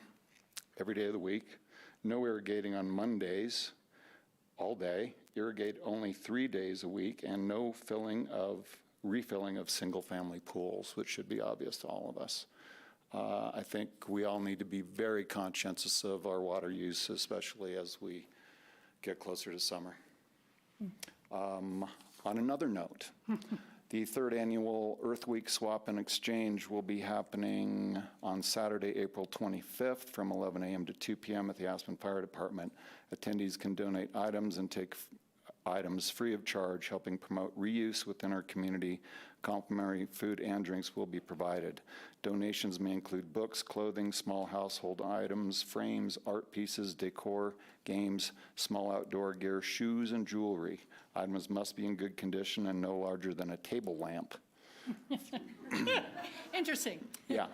Furniture, electronics, and personal care items will not be accepted. Drop-off begins at 10 a.m., 1 hour before the event, and continues throughout the event. For more information on this, please visit aspen.gov/EarthWeekSwap. Very good. Thank you, John. I just would tag on to your comments to say that on April 23rd at the Pitkin County Library will be the State of the River presentation for this Roaring Fork Valley and our watershed. So I think that's very interesting to go to. That's on the 23rd at the Pitkin County Library at 6 p.m. Separate from that, from my comments today, I would like to direct the city manager to prepare a resolution for our future consideration for the meeting of Monday, April 20th, to consider a grant to the Cavern Springs Mobile Home Park. We had a presentation not long ago in front of our board, and I would like to bring that to formal discussion. I'd like to start with an amount of $2 million grant, and we will see how that goes with the council discussion. Okay, so we will have that full discussion on that later on the 20th. Other than that, I am going to forego any other comments so that we can move the meeting along. And we now move to agenda amendments. Do you have any agenda amendments tonight? I'm not aware of any agenda amendments. Okay, thank you. And do you have any city manager comments? I just wanted to update the council and the public that Monday, the 20th, we do have the special meeting that's scheduled for the Aspen Meadows Plan Development discussion and follow up on that. So that's an extra meeting that wasn't initially anticipated, but it is a special meeting on the calendar. And that will start at 4 p.m.? That will start at 4 p.m. Yeah, okay. Yes. The 23rd, we have an EOTC retreat scheduled. That's a Thursday. It was originally going to be in town of Snowmass Village. We have relocated that here, starting at 3 p.m., not a 4 p.m. start. And that's to allow a departure time of the 6 p.m. to coincide with the meeting that you just talked about next door with the Healthy River. And then last night I mentioned that the 27th meeting has been canceled for the work session for this month. So, okay, great. Back. Thank you very much for those things, Pete. Now we go to board reports. Do you have any? I could do a partial one on RAFTA. Okay. Unfortunately, the first hour and a half that I was able to attend was almost entirely dominated by Cavern Springs' request for funding. I wasn't able to participate much more than that. Okay. I don't know if you have anything. Yeah, I was there. I'd gone to the Carbondale location, and then I realized it was in Glenwood Springs. So I was about 15 minutes late, and they were just finishing up. So they were about an hour. I mean, they weren't quite as long as you're saying. But it is interesting. RAFTA does have an employee living in one of the units, and explained that their funding charter may not really allow them to contribute, but they're looking at different ways. Sam, do you have any board report? Upcoming, nothing since Okay. the last meeting. Thank you. Board reports on this side? Quick Sister Cities meeting last week. Country Day and middle school students introduced from Aspen, introduced the exchange students that they hosted from Bariloche. There were a lot of them. They had an incredible time and got to go skiing up on Aspen Mountain. Had a presentation by Tim Sack, who spoke earlier here from Buckhorn Arts about construction fencing around the Bidwell building at the Buckhorn Arms, which is the former Domino's location, which is currently being worked on. Sarah Lasser from Accra gave their presentation on their 5-year plan called Aspen Forward and talked about their permanent home at Obermeyer Place. Sister Cities has joined the Colorado German Consulate in anticipation of the Garmisch celebration this fall, again this September, 60th anniversary celebration, because Garmisch was the first sister city that Aspen, what do you want to say? Entered into the relationship. Entered into a relationship. The ski patrol exchange with the Bariloche patroller was just concluded this week. He went back home at the end of Snowmass ski season. Aspen's kids are going to Bariloche in October. Stefan Reveal, one of our board members, skied with the Chamonix patroller who was on exchange here at Aspen Mountain, and the Bariloche or Chamonix patroller raved about ski company's participation and the program itself. Also, there will be a Sister Cities present at the Saturday Market June 13th, July 25th, and August 15th. Thanks. Thank you, John. Christine, you've been traveling, but did you have any? Okay. I would only have two board reports to discuss briefly. The Aspen Chamber Resort Association had its meeting last week on Tuesday, and they have been working for quite a while on release of their new strategic plan. And that is available through the city's website in our information updates, if anyone wants to look at that, and then also on the ACRA website. But they're taking the issue of destination management and quality and value for your visit here very seriously, and the connections with and supporting the community itself. They also are in the background, pardon me, and with no updates, working on how we all manage the airport closure coming next summer. The second meeting was with the Roaring Fork Transit Authority. Things are cooking ahead as normal. They're looking at some potential route additions this summer with a grant that will allow them a bus from the Brush Creek Park and Ride lot to the ARC, the hospital, and the schools. And they are trying to get more people to park at the Brush Creek Park and Ride lot and then use that sort of circulator system. So we'll have to see what the ridership does, and is it really capture enough to make a difference for the expenditure of the money. We'll be looking very carefully at that and promoting it heavily. So that sounds real exciting. The other thing I just wanted to talk about is RAFTA has gotten a little more aggressive on legislative matters, and they're following one bill that is at the federal level affecting the Rails to Trails program and could affect us on the Rio Grande Trail. And I have some talking points at home and hope to run into Jeff Hurd, our congressman, and speak to him about it when I'm at the Club 20 Spring Conference in Grand Junction this weekend. The other thing that RAFTA is taking a position on, the board voted to send a letter. It hasn't been released yet because they're still crafting it and editing and drafting, but to oppose ballot measure 175. That is the ballot measure that will take all the sales tax revenue from the state general fund and put it into highway user trust fund only. That comes from car sales, cars repairs, oil, wiper blades, anything. The problem with this is that it's reinstating a 1979 law into a post-Tabor world of Colorado, and it will affect Medicaid reimbursements for rural hospital providers. It will affect higher education tuition rates for higher ed in Colorado. It will affect the funding available for K through 12 schools, let alone defunding mass transit and mobility efforts across the state. So given our entrance and the issues we have to resolve there and our support regionally for RAFTA, the Roaring Fork Transit Authority is going to be entering a letter of opposition to that. And our council has a letter similar that we will be discussing at the end of our meeting tonight. And I would note that the Pickens County Board of Commissioners has also formally sent a letter in opposition. You just don't put budgetary matters in your state constitution, and that's kind of a silly move on their part. But that will be it for board reports, and we will now move on to the consent calendar. Let me mention that we are going to pull item, where is it down here? Resolution number 52, the series of 2026, the Left Peak LLC lease agreement for Rio Grande affordable restaurant space.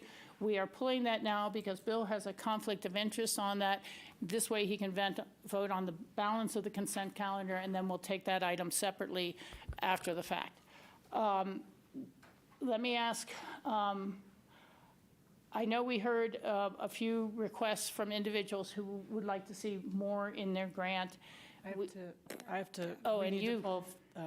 You have to. 46 as well. I have to recuse myself from the grant funding. Okay, so we're going to pull number 46 as well from the consent calendar.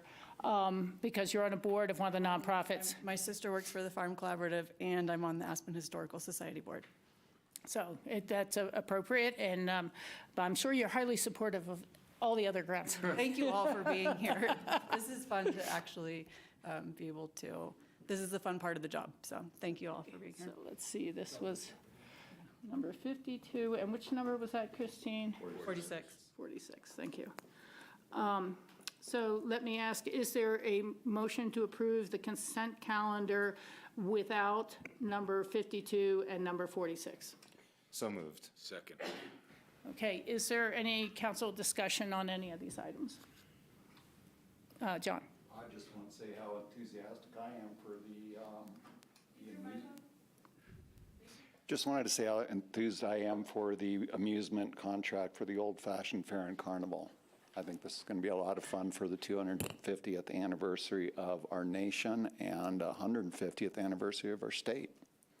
Yep, thank you for mentioning that, and I want to put the thanks back to the Special Events Committee for kind of really brainstorming and thinking a little more out of the box. I haven't seen amusement park rides and carnival rides in Aspen ever. I have to go to Glenwood for that. Any further comments? Yeah, Bill? Unless you wanted to talk about 56. We're going to talk at 56, okay. I'm happy to talk about it. You can. Okay. Two quick things, maybe even just one. Resolution 50, I'm sorry, not 56, 55. We're voting to release a confidential memorandum that was issued by the city attorney's office to us regarding what it would take to open up the bus lanes between the roundabout and the airport. Is that right? Correct, Buttermilk. Buttermilk, thank you. And that's something that I think I originally requested. Sam asked for this memorandum to be released, which I'm very appreciative of. But this is a question that we get all the time and a suggestion that we get all the time. So I encourage the public to read that memorandum, understand the complexity of it. It's certainly not impossible, but it is complex and time-consuming and potentially expensive. I encourage the public to read it and for discussions to continue on that. Yeah.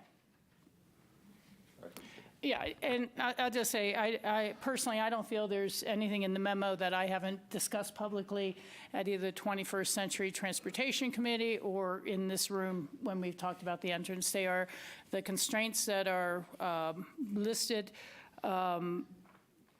having to do with the open space vote that the bus lanes were built on, which was a vote that only allowed mass transit dedicated bus lanes, that they were built with the half-penny elected officials, Aspen, Snowmass, Picken County's half-penny, which was, again, allowed only for mass transit purposes when it was put on the ballot, and also potentially even the state legislation that allowed us to ask that question back in 1993.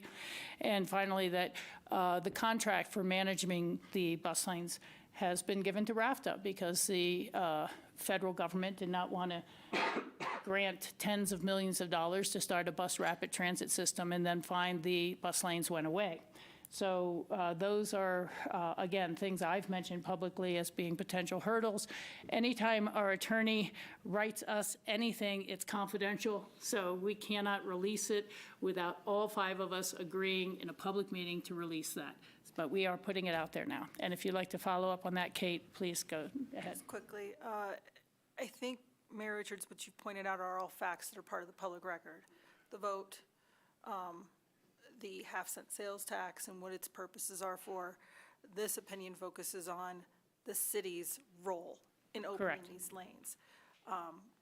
It also indicates that there may be other hurdles that involve other stakeholders that I am not legal counsel for and cannot provide opinions for.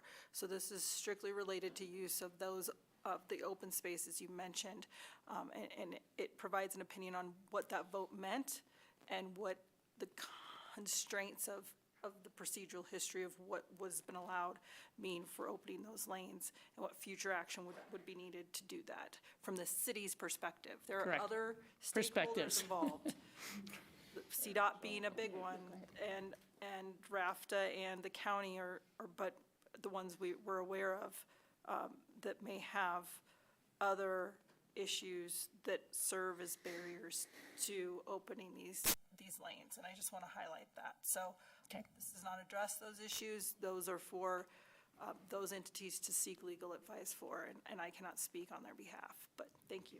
Thank you for that additional clarification. Sam, go ahead, please. Just wanted to say, jam-packed consent calendar. I also want to say 250th anniversary of our nation. Very excited for the Carnival this summer. I think that's going to be huge. These things get hidden on the consent calendar, but it is very deserving of a shout out. As far as the waiver of privilege, I do think this is very important for the transparency as we have these open houses regarding the reevaluation of the entrance to Aspen, especially since some of this stuff is oversimplified. This memorandum really shows the complex nature of what we're dealing with as far as trying to put the best possible solution out there for our community. And lastly, it need to be said that Troy, we wish you the best of luck, and we root for your success. We're very excited for the activation of that space down there. Great, thank you. So let's vote on the consent calendar that we have in the motion. Will you call the roll, please, Nicole? Counselor Benedetti? Yes. Counselor Doyle? Yes. Counselor Guth? Yes. Counselor Rose? Yes. Mayor Richards? Okay, yes, thank you. Yeah, I'm pulling the schedule back up. Christine, do you want to be the first one to leave? And then we'll do the nonprofit discretionary grant funding. This is resolution number 46. Can I move to approve resolution number 46 with the suggested addition of one additional mini grant of $5,000 to the Gentlemen of Aspen Rugby Club? Commentary before. I appreciate the motion. I need a second. I don't know. I know, that's why I wanted to. I was going to say, is there a second first? It'd be the question. Well, I wanted to say, like, not yet, but I want to talk about it. Sorry. I'll second. Okay. All right. I just, the commentary is just, I want to support, and we'll see how everyone else says. It's just, it's always difficult to open Pandora's box of what precedent we set by granting other people money. I sort of, thank you, John. So it's because I want to say yes, but I don't know who else might come back and ask for money. Well, we actually heard the youth center say that they would like another $30,000 beyond what they received. So, all right, I'll stop and see what other people have to say, but I'm always curious about the box of that. John, what would you like to say first? I appreciate your time here. John Barker, the Director of the Strategy and Innovation Office. I just want to provide council with a little bit of context around this decision. So the mini grant is intended to present a decision for grantees, right? It was presented to grantees of you can take a risk and join the competitive grant program, right? And apply for more than $5,000. Or you can take $5,000 as long as you meet minimum eligibility criteria. So something for council to consider about this is allowing people the opportunity to take the risk of a competitive grant and then get a guaranteed award if that doesn't work out for them. I understand that. The two potential suggestions I might make is helping with sponsorship for Ruggerfest of an additional $5,000, if that's an opportunity, and same with the youth center, their Ether games, because I feel like those are precedents we've already set of supporting nonprofits with sponsorships from the city, because I'm worried about, again, opening Pandora's box, and I respect the grant steering committee and always am interested in talking about future years, but doing these one-offs, I don't know, could send a precedent to others that they can just come ask for more money outside of the grant steering committee, of which I appreciate their time and effort on this. So my two suggestions, it's the Ether games for the youth center, and I mean Ruggerfest as far as I know for the rugby, and would think about wanting to do some sponsorships from the city of Aspen as potential alternatives. That's a lot to kind of throw out at once. I'm not familiar at all with the Ether games, or whether it should be a $5,000 sponsorship or $1,000 or $2,500. I personally would move forward with the recommendations of the Grant Review Committee as they've made them. Honestly, if we threw another $35,000 into the pot, they would have divided that out among all the grantees per se. It's not as if adding more money to the pot means that one group would get it or this one group would get it. What you're suggesting is looking at council contingency a little further into the summer when we know more about those two programs. I would be happy to entertain a request of some sort of funding at that point in time to assist that. I'm not sure it would be the full $5,000. I think we've had a potential grant application if the city wanted to be a sponsor of a climate initiative that's coming forward this summer. And the dog run. Yeah, and then we may have the dog run in the fall. So why don't we move this forward separately and talk about contingency fund allocations as sponsorships to some events later? Would that work for us? It's fine, I just wanted to. Okay, no, I think it's good. We all kind of felt that way. Would that work for you, John? Yeah, I do think the rugby club is deserving. They bring a lot of outside interest to our community. It's but I think your suggestion is the way forward. Thanks. Well, and it's Sam's suggestion, but I think moving these into a sponsorship of specific events rather than organizational funding will make some sense. So given that, is there a motion to? Well, there's a motion on the table. Am I able to withdraw it? You did not or have a do we second. to vote? Yeah, Oh, John seconded. You can do a friendly amendment, so if you're willing to amend your motion, you can amend your motion to remove the Additional. grant of an additional mini grant. So amended. And John would have to second that. Okay. And now you have a motion on the table for approval of Resolution 46. Great. Nicole, will you call the roll, please? Counselor Benedetti. Oh, sorry. Always do that. Counselor Doyle. Yes. Counselor Guth. Yes. Counselor Rose. Yes. Mayor Richards. Yes, thank you very much. And now, as Mr. Guth has to leave the room for a minor conflict, we will move on, and we will wait for Christine to come back, because I think she wants to vote on this, too. And Rob, I don't know if we have any questions for you or not, but we appreciate all the work you've done on this, getting us moving forward. It's great. Thank you, Judy and Ann. Thank you very much. Can I make a motion while she? Yeah, well, she's there. I'll make a motion to approve Resolution 52, Series of 2026. Is there a second? I'll second. Okay. Thank you very much. We are looking forward to great success in this location, and we appreciate you being here, Troy. We don't have any questions for Rob, I don't think. Is there a roll call on number 52? Counselor Benedetti. Yes. Counselor Doyle. Yes. Counselor Rose. Yes. Mayor Richards. Yes, thank you very much. That does conclude the consent calendar. We have no notice of call-up.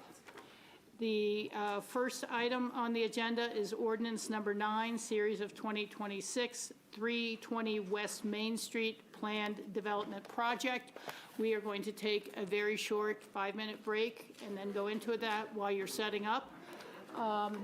I see people here for the Beaumont afterwards, and I appreciate you all being here. Sorry you were on a longer meeting night for public comment. We usually take a dinner break at 7 o'clock. We are going to work through this Mill Street one first, take as quick a dinner break as we can, which is usually 20 to 25 minutes, and then come back up and hear the Beaumont. So if any of you wanted to go out and have a soda or grab some chips, you will have time to do so. So thank you. We have been moving along as quickly as we can. And we're going to take that break, but go ahead and get set up. Make sure your presentation.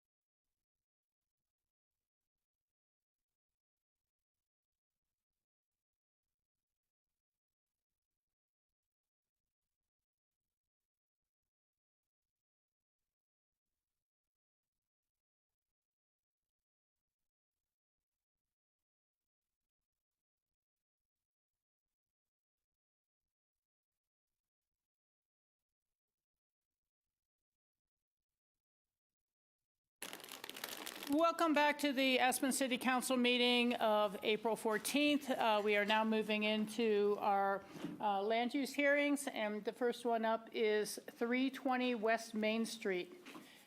Staff, if you please take it away.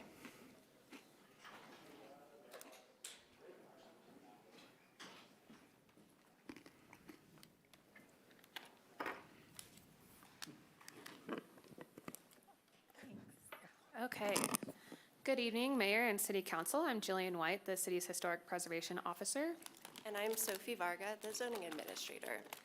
Before you tonight, we have first reading of Ordinance 9, Series of 2026, regarding a proposed planned development at 320 West Main Street.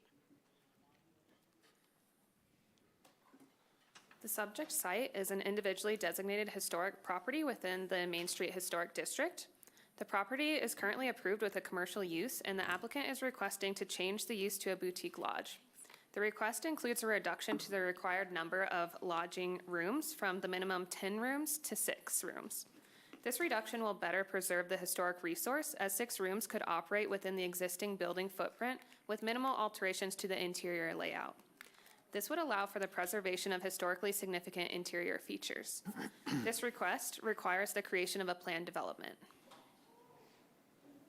So establishing a new plan development requires 3 steps: project review before the Historic Preservation Commission or Planning and Zoning Commission for recommendation, project review before City Council for decision, and detailed review back before the Historic Preservation Commission for decision. This application requires additional reviews associated with the proposed plan development, including conditional use review, growth management quota system review, and transportation and parking management review. Since the property is historically designated, additional historic preservation-related reviews are required, including a certificate of appropriateness for minor development and commercial design review. Decision for project review is made via ordinance. Tonight is first reading of an ordinance, and we have second reading scheduled for June 9th. The Historic Preservation Commission reviewed the application at a public hearing on January 14th. During the public hearing, the HPC approved the Certificate of Appropriateness for Minor Development and Commercial Design Review. If the boutique lodge is approved, the HPC included a condition of approval requiring the preservation of historically significant interior features, which was agreed to by the applicant. Additionally, the HPC provided positive recommendations on plan development project review and growth management quota system review, including recommending approval of GMQS allotments and change in use. The HPC took no formal stance on the method of affordable housing mitigation. We've received public comment from 3 parties up to this point in the process. These were included in the packet that was published. The concerns include parking and alley access, alleged past use as a short-term rental, trespassing, nuisance, noise, and the reduction in lodge rooms. A management plan is proposed by the applicant team to address concerns regarding the proposed use. Staff recognizes that this application involves the intersection of technical land use code and desired historic preservation outcomes. We're happy to take questions or requests for additional information to be provided at second reading. The applicant team, represented by Sarah Adams, is in the room. If council is interested, we are happy to facilitate a site visit prior to second reading. Okay. And that's all we have That's for all. you. Mhm. Okay. Questions for second reading? Bill. Thanks. This may be more of a comment for the future about this program and not specifically for this application, but I'll let staff sort of determine if that's the case. And my question is, how do we ensure that properties that are utilizing this, is it called boutique lodge? Boutique Yes. lodge, zoning and allowances are being actually rented on a frequent basis? I think that's the question. We can certainly bring some more information back at second reading. I will just say that the intention of this, it's probably the newest use added to the land use code, and I think in 2017 it came into existence. And it really was trying to give teeth to the desire to not have residential uses show up as lodge uses in zone districts where they weren't allowed. And so we do think that the provisions of the conditional use of this management agreement, potential future lodge audits that are sort of allowed by the code are the tools that we have to kind of ensure that. But we can give more specifics to that at second reading. Thanks. Trying to get my questions in order because I'm sort of like following the letters in the packet from the quote-unquote opposition, just for truthfulness. Well, first off, I know Sarah is representing the applicant, but I was wondering who the applicant actually was. It's you. Scott K.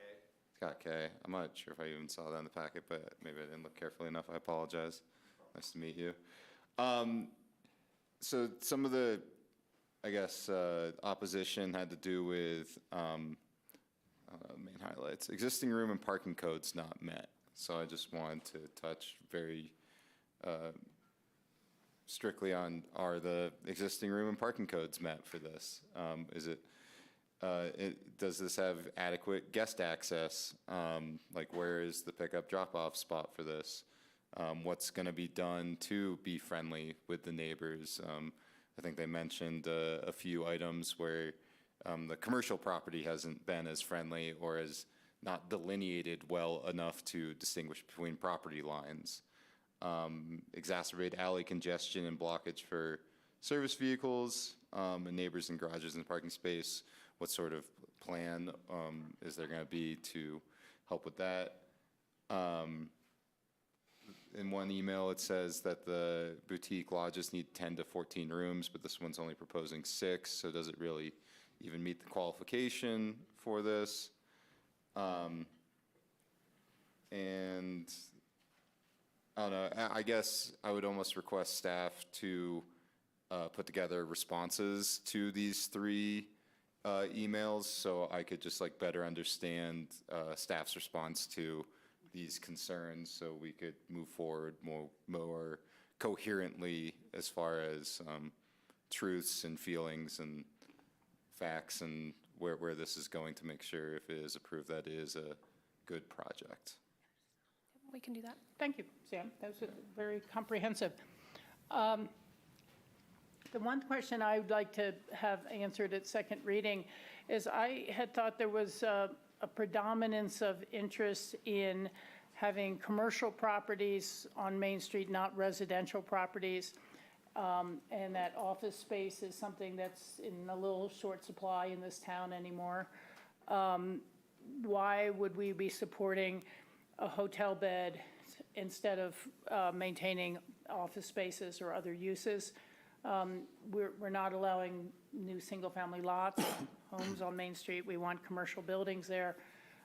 This seems, as you say, the intersection of historic preservation and other issues, but it surprises me, and especially when we have another hotel opening up. We have a Lift One hotels opening up, and we have a lot of beds now through short-term rentals. So I just don't know that it's hitting a community need per se. So that's my predominant, and then I second any of the questions, particularly how we're dealing with alley access, parking, and those sort of issues. John, you ready to comment? Yeah, I don't really have any questions. I would say when I first heard about this, I wasn't a huge fan of the idea, but after reading staff's memo, I think maintaining the integrity of the historic resource and the fact that it's not going to be a vacant home on Main Street are important to me. The issues that Sam raised with the next door neighbor, the carriage house, experiencing, the classic STR issues, parking, noise, and I forget what the third big one was, but anyway, I think with the management plan that's being suggested, that should be addressed, so I'll save the majority of my questions for second reading.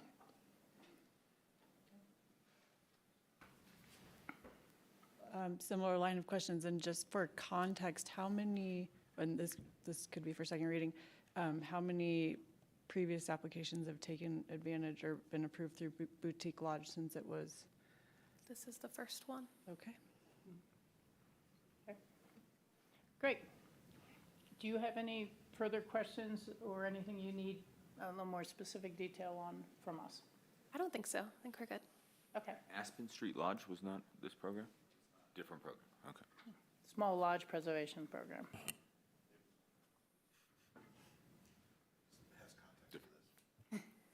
Okay. Staff do recommend that council approve the ordinance on first reading and set a public hearing date of June 9th, and the proposed motion is before you. Okay. Who would like to make a proposed motion? Just a quick question. Why June 9th? Let's see.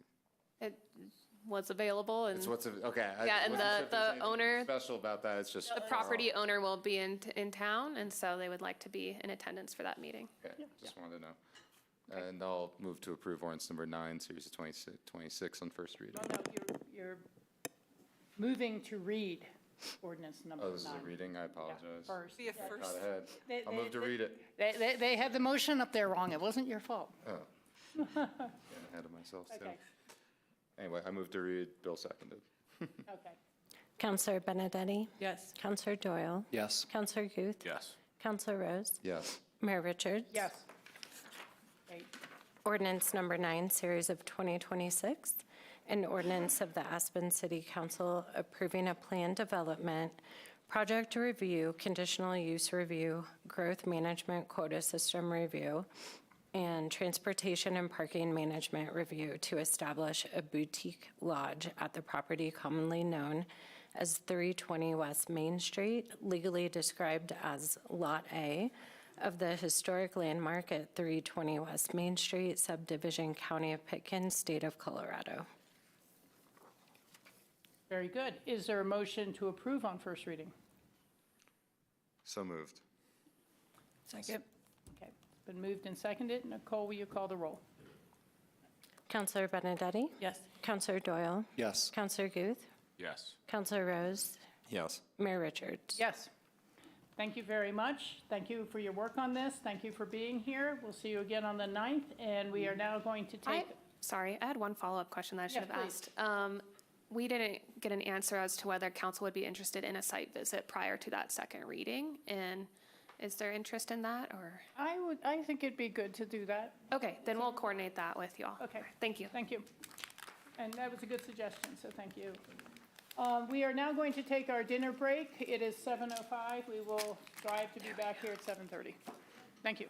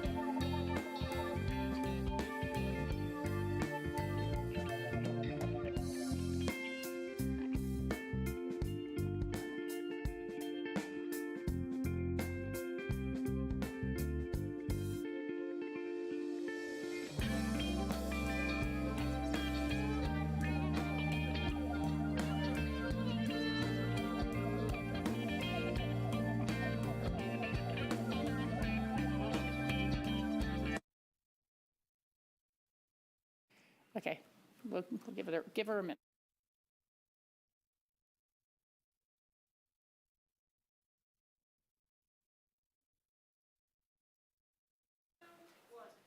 Thank you for tuning into Grassroots TV or being here in person.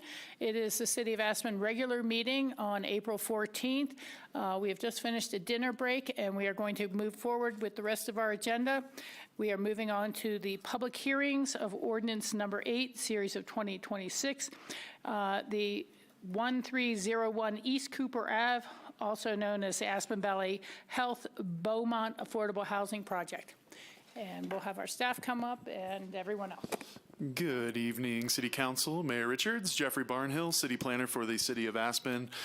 Today, like you mentioned, we're going to talk about the Aspen Valley Health Beaumont Affordable Housing Project. That is 1301 East Cooper. And this is for ordinance number 8, series of 2026. We'll have Aaron with the applicant team do a presentation first, followed by any questions, and then we will proceed that with the staff presentation. Okay. Thank you. Sounds good.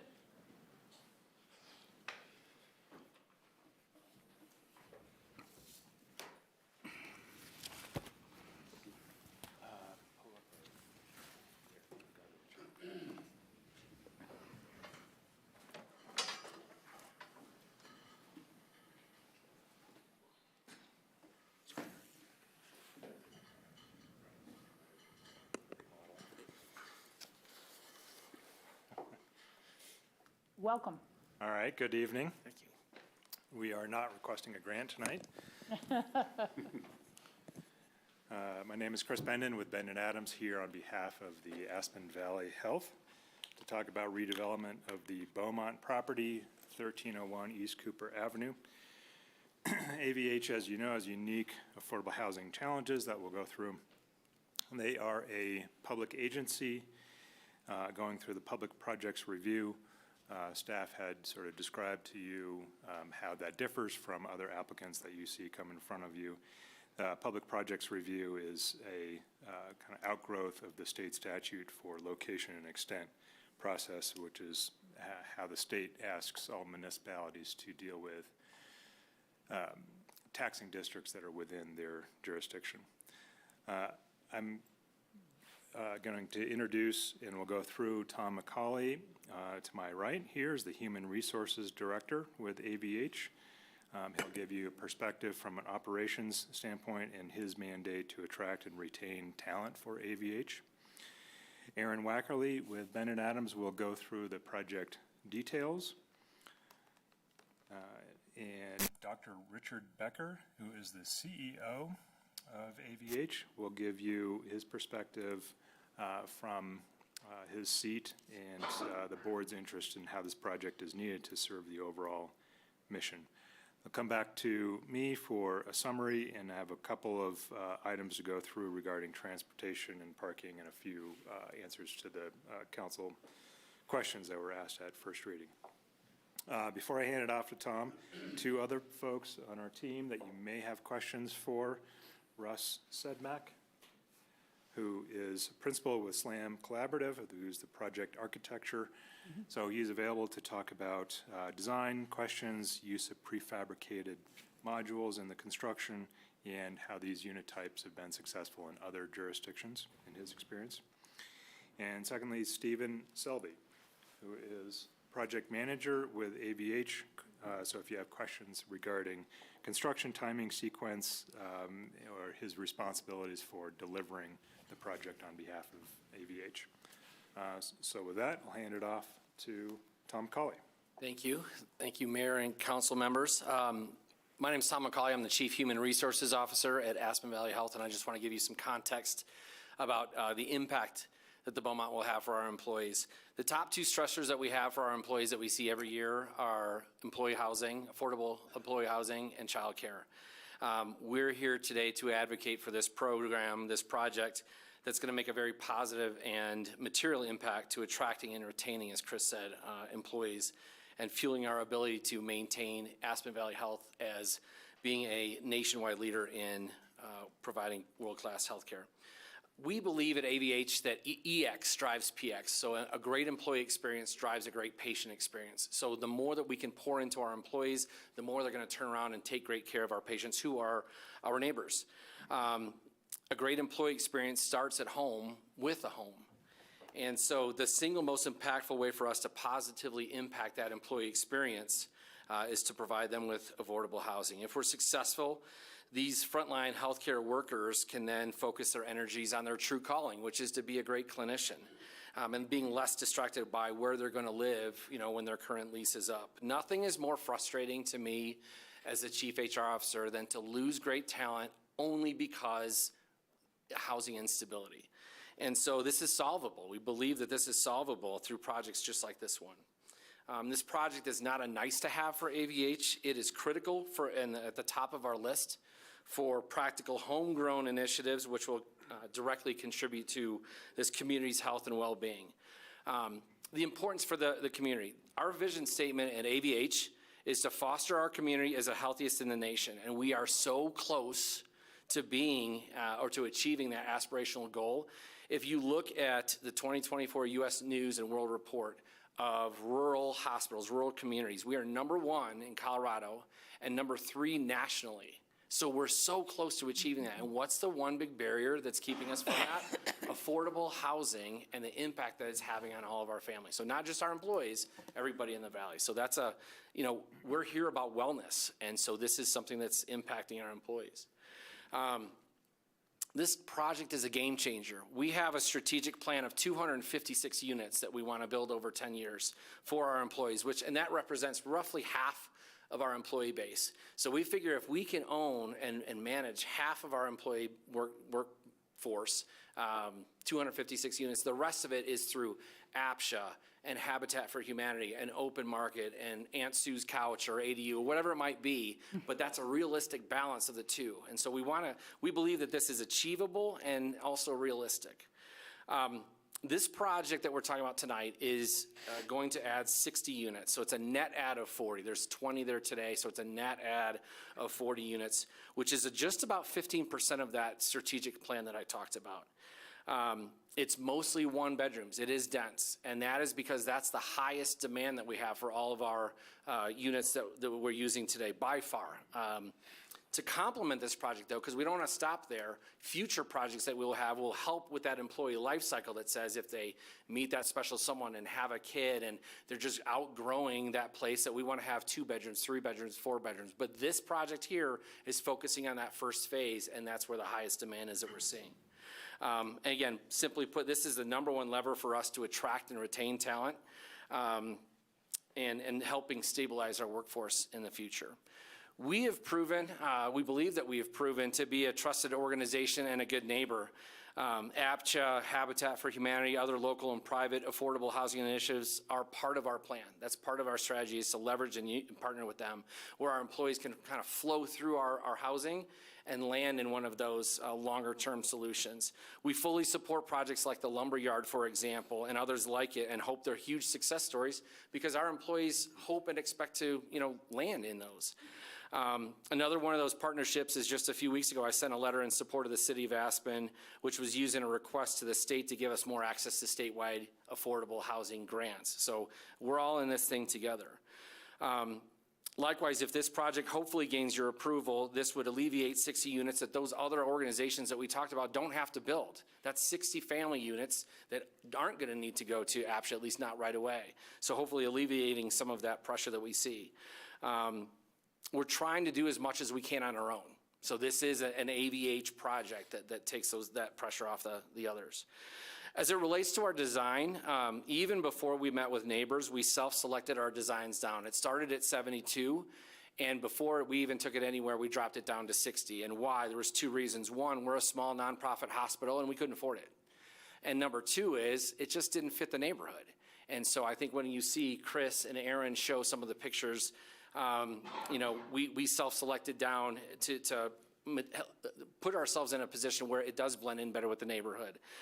When we first met with the neighbors, we materially changed, based on their feedback, we materially changed the design, the footprint, where the building sat, which way they were turning, et cetera, because they were sharing with us some important things that we didn't see. And so I think the design that you're going to see tonight reflects that. It's, you know, it's from an aesthetic point of view, these new designs are beautiful, very alpine flavored, better blending into the neighborhood. The Beaumont, as it stands today, I'll be honest with you, as we all know, is not the prettiest structure in town.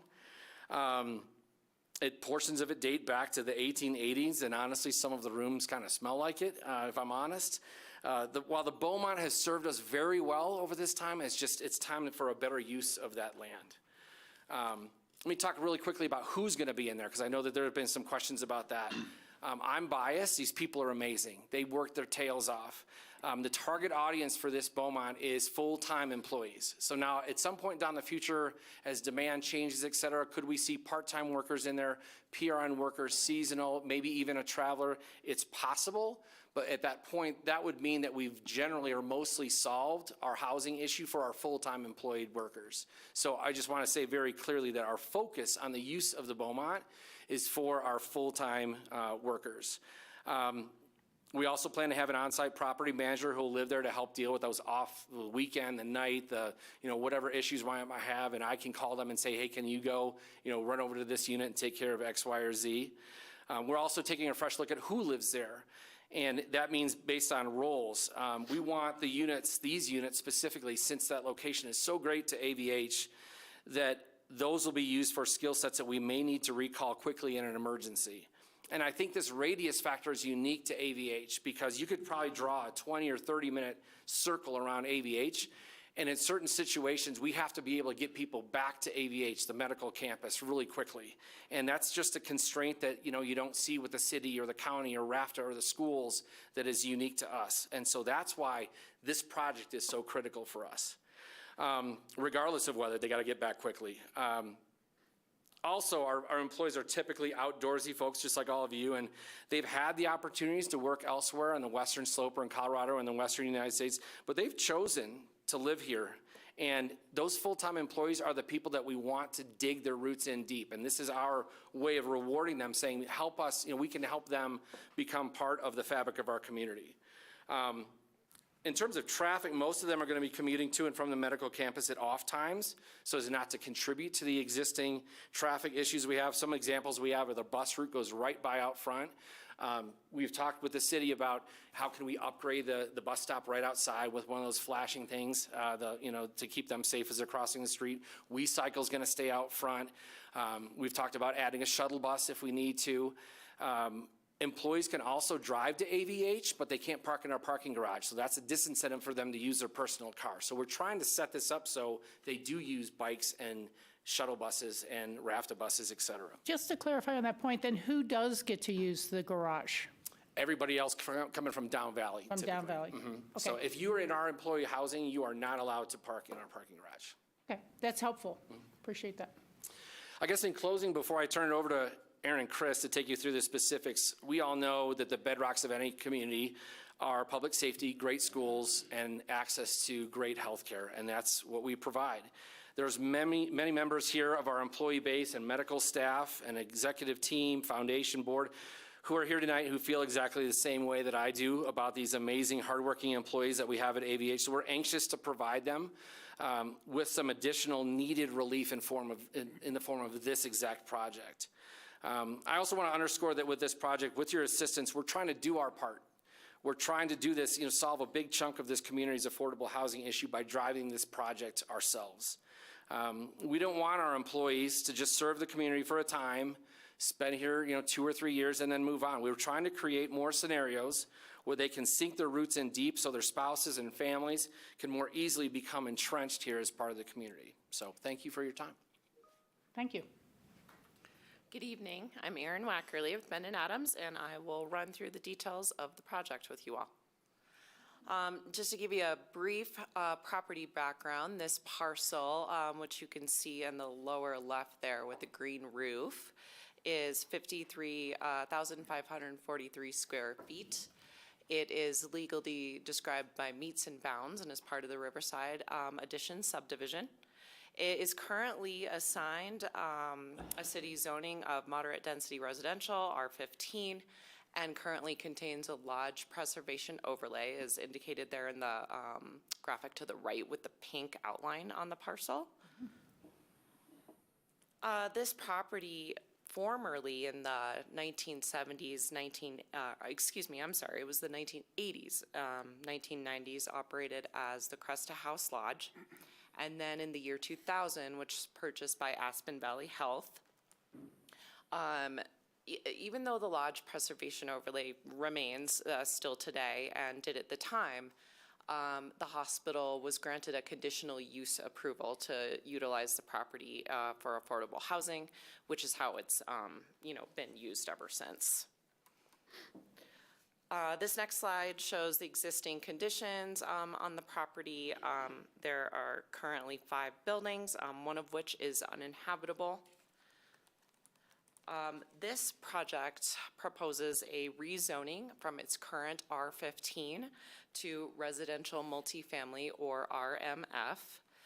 R15 is a single family home zone district. This property has never had a single family home on it, nor is that the intent. The Beaumont does have an appropriate location for the intent of the RMF zone district, and the proposed development complies with this zone with no variances requested here tonight. The allowed floor area for the property, which is based on the lot size, is 66,929 square feet. And the gross floor area for this project, which is calculated by counting all the livable areas, including subgrade space, which is calculated differently and counts less than above grade space pursuant to the City of Aspen Code. And that amount that we are proposing tonight is 43,000 square feet. There is a potential between now and permitting for some minor changes. However, we are not requesting, nor is this a planned development. So at this point, we're not asking to lock in anything, and the purpose of our review tonight and our request is to ensure that we are compliant with the RMF zone district, which we believe this redevelopment is. Any adjustments that are made will be small, such as potentially parking space adjustments or small floor area adjustments, but it won't come anywhere close to what's allowed on this property. Here is the proposed site plan. There are 5 buildings, once again proposed. They are oriented to the entrance to the site, which has been moved to the south just slightly from what currently exists. Each building will contain 3 floors. The bottom level of each is partially subgrade. There is a building type that we have labeled, and there were previous iterations of this that had building types listed as A, B, and C, or Aspen, Basalt, and Carbondale. Aspen has since been omitted. So I will, going forward, refer to these as building type B and C. They are indeed located in Aspen. Building B contains 1 and 2 bedroom accessible units, and then the C buildings, which is the majority of the site, will contain standard 1 bedrooms. The gross square footages for each unit type within the different buildings. For building type B, the 1 bedrooms will contain 684 square feet, with just over 1,200 square feet for a 2 bedroom. And then the C buildings, which will contain all 1 bedrooms, is 607 square feet. This slide here shows the amount of units within each building.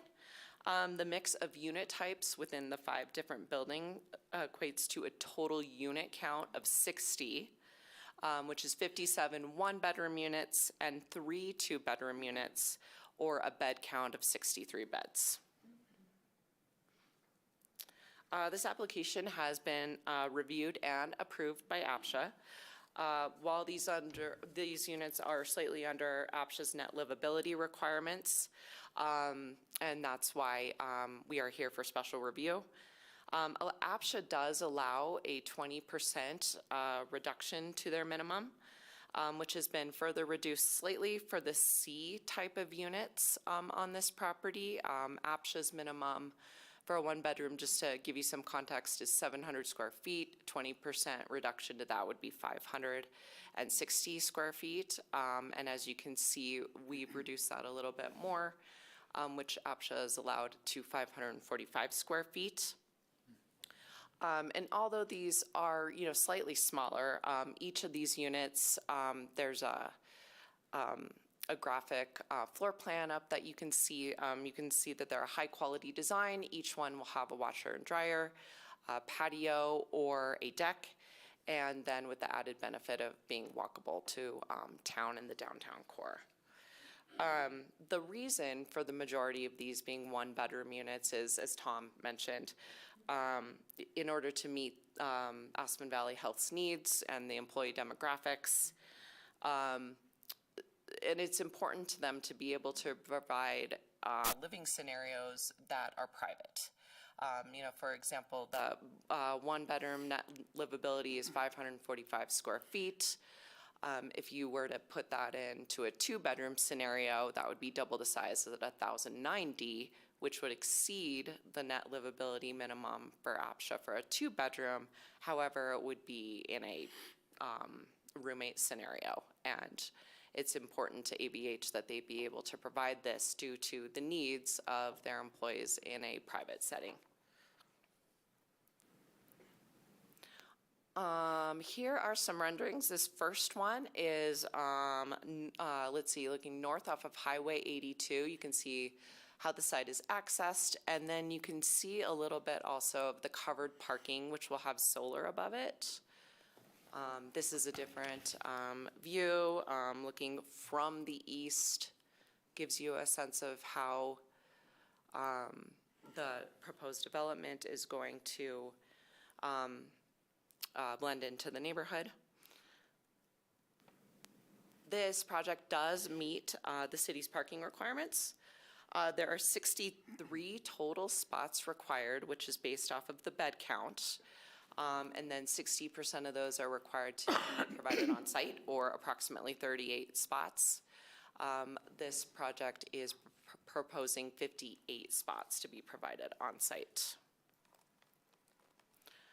The city does have a set of residential design standards whose intention is to ensure that any new design is complementary to the neighborhood characteristics, and that there's proper pedestrian accessibility, and to make sure buildings are oriented to the street. The Beaumont project does comply with RDS, and there's no variances to that are being requested. And with that, I will turn it over to Dr. Richard Becker to elaborate a little more. Thank you. Thank you, Erin. I think this is on. Tom, thank you. Mayor Richards and council, thank you very much. I'm Dr. Richard Becker. I've been here in this position as CEO for 3 months. I have extensive experience, and I've spent a lot of time in a lot of medical centers. And the thing that strikes me most profoundly in the last 3 months is the level of care and really excellence of staff that we have, doctors, physicians, techs. It's really amazing to come to a small community, albeit Aspen for sure, but still a rural community, and find the level of expertise that we have and the type of care that we deliver. It's really amazing and rivals much larger medical centers with strong reputations around the country that I've seen and worked in. And so from my perspective, as a fresh set of eyes, AVH is really a gem. Congratulations for all the effort that's gone into making it as such, both internally and the community support. That's not to be taken for granted. Tom, and I won't go over the points again, Tom did a great job of, extensively talking about the perspective of how we got there and how we maintain that, how we deliver this great patient experience. and our biggest challenge. And I will tell you, in my not even yet 3 months, I've probably had, I don't know, round numbers, 50 conversations with individual staff members, nurses, techs, and it goes like this every time. I love it here. This is the best job in the best place. My one issue is housing. You pay me well, but I can't afford something on the market. And so if you can do something towards housing, I'll stay. I'll stay for a long time. And that's our goal, because the biggest challenge we face in healthcare right now is recruiting highly skilled human resources, highly skilled people, techs, nurses, and physicians. And so I won't belabor it. This is an incredibly worthwhile project. I appreciate the questions and the thoughtful insights that the council and others have provided, and would just, thank you in advance for your consideration and hopefully approval. Thank you. So hopefully you see this overall as a very well-designed project that complies with the city's RMF zone district, addresses the unique needs of Aspen Valley Health. We enjoy staff support on this, APSHA support on this project. I wanted to address a couple of the questions that came up at first reading. I won't go through all of them because I think staff handled those pretty well in the memo that you have before you tonight. And then want to touch on a couple of the transportation issues which were mentioned at first reading. So there's a question as to why we chose not to try to rezone to AH, affordable housing. And staff addressed that pretty well in the memo, I thought. The affordable housing zone district is really set up for mixed projects. A portion of free market, a portion of affordable housing, and it also requires a full plan development review where you're negotiating every aspect of the project, every dimension, height, floor area, parking, all kind of in one big jumble. It's much more process than we felt was needed for this. You can develop a project as affordable housing in the RMF zone. We comply with those heights and setbacks, and it is sort of a minimized review and a much simpler review. So that's why we chose to seek rezoning to RMF.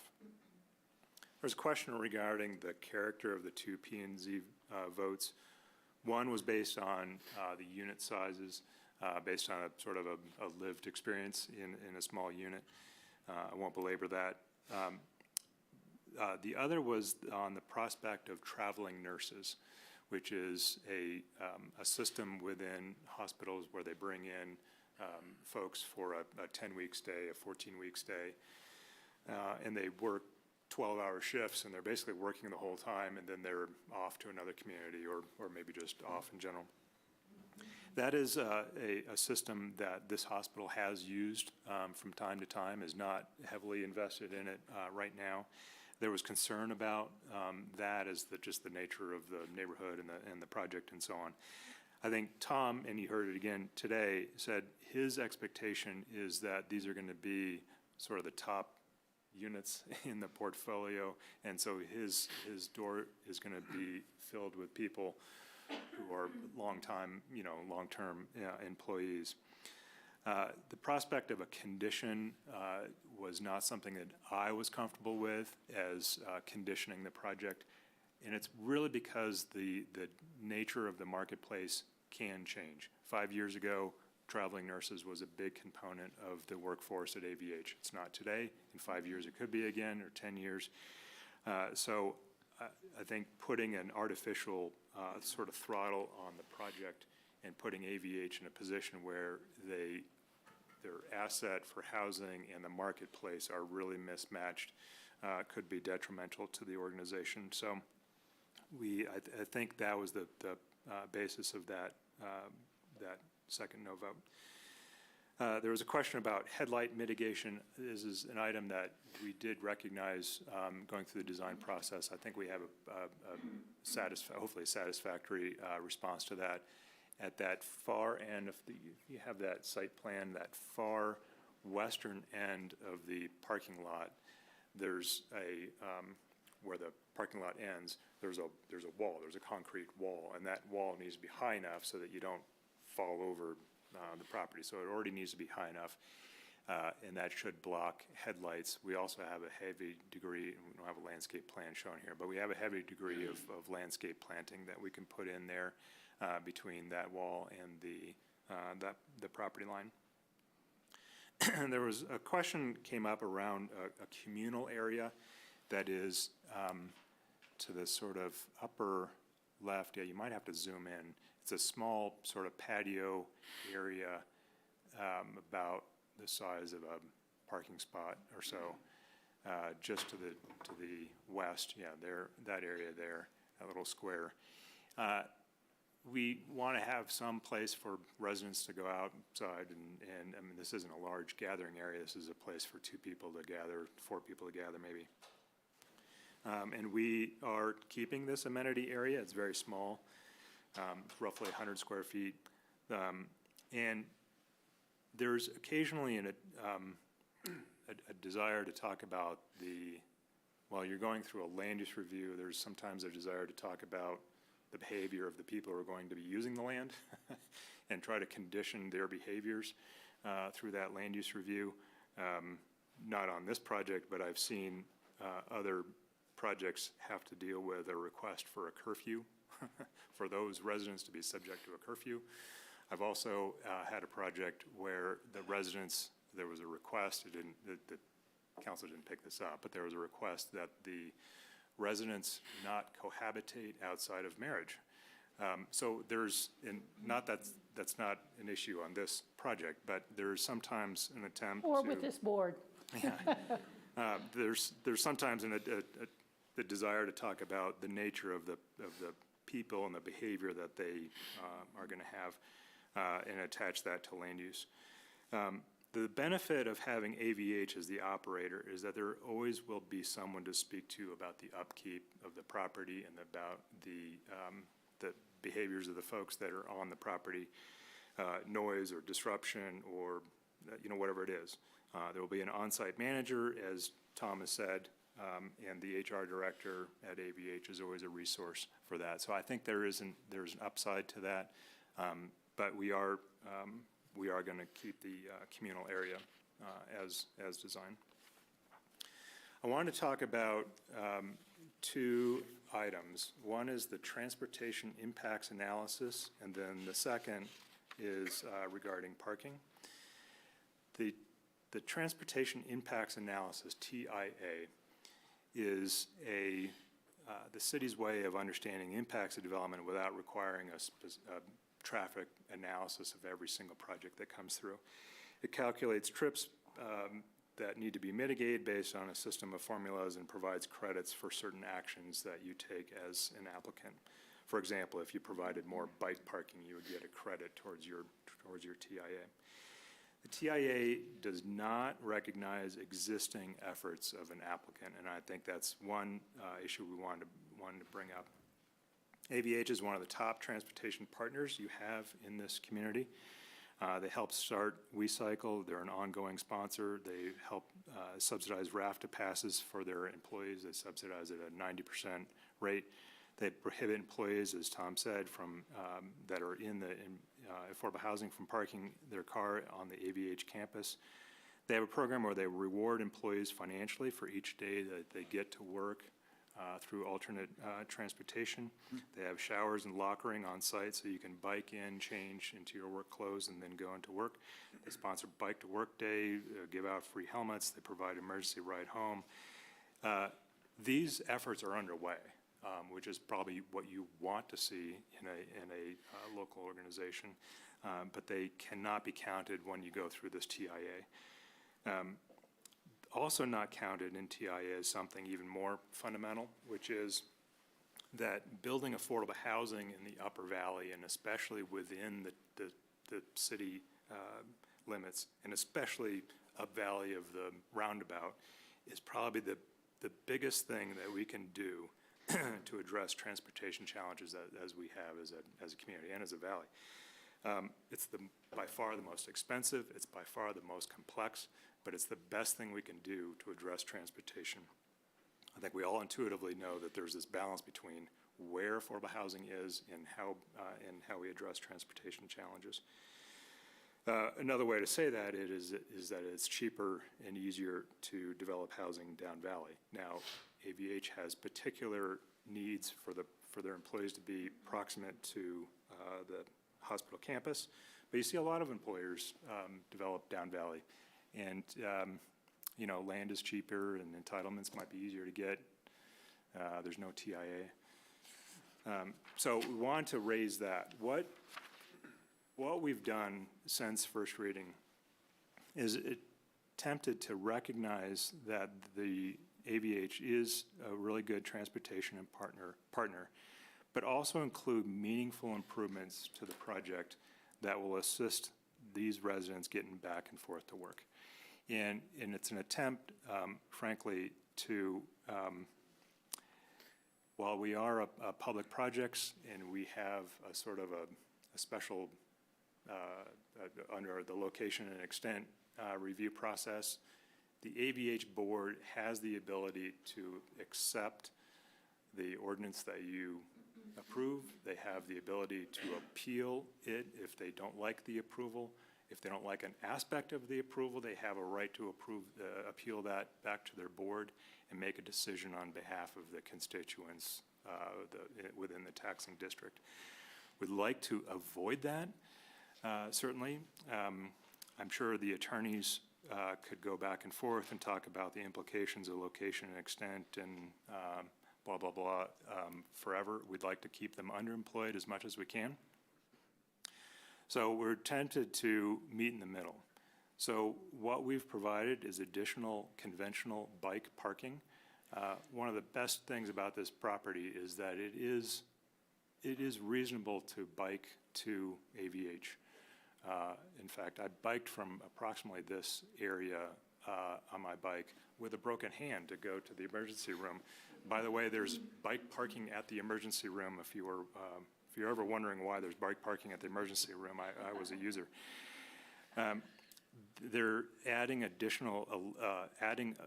electric bikes, a small fleet of electric bikes for use by these residents to get back and forth to AVH. They do have charging there at AVH, and a lot of employees already use that.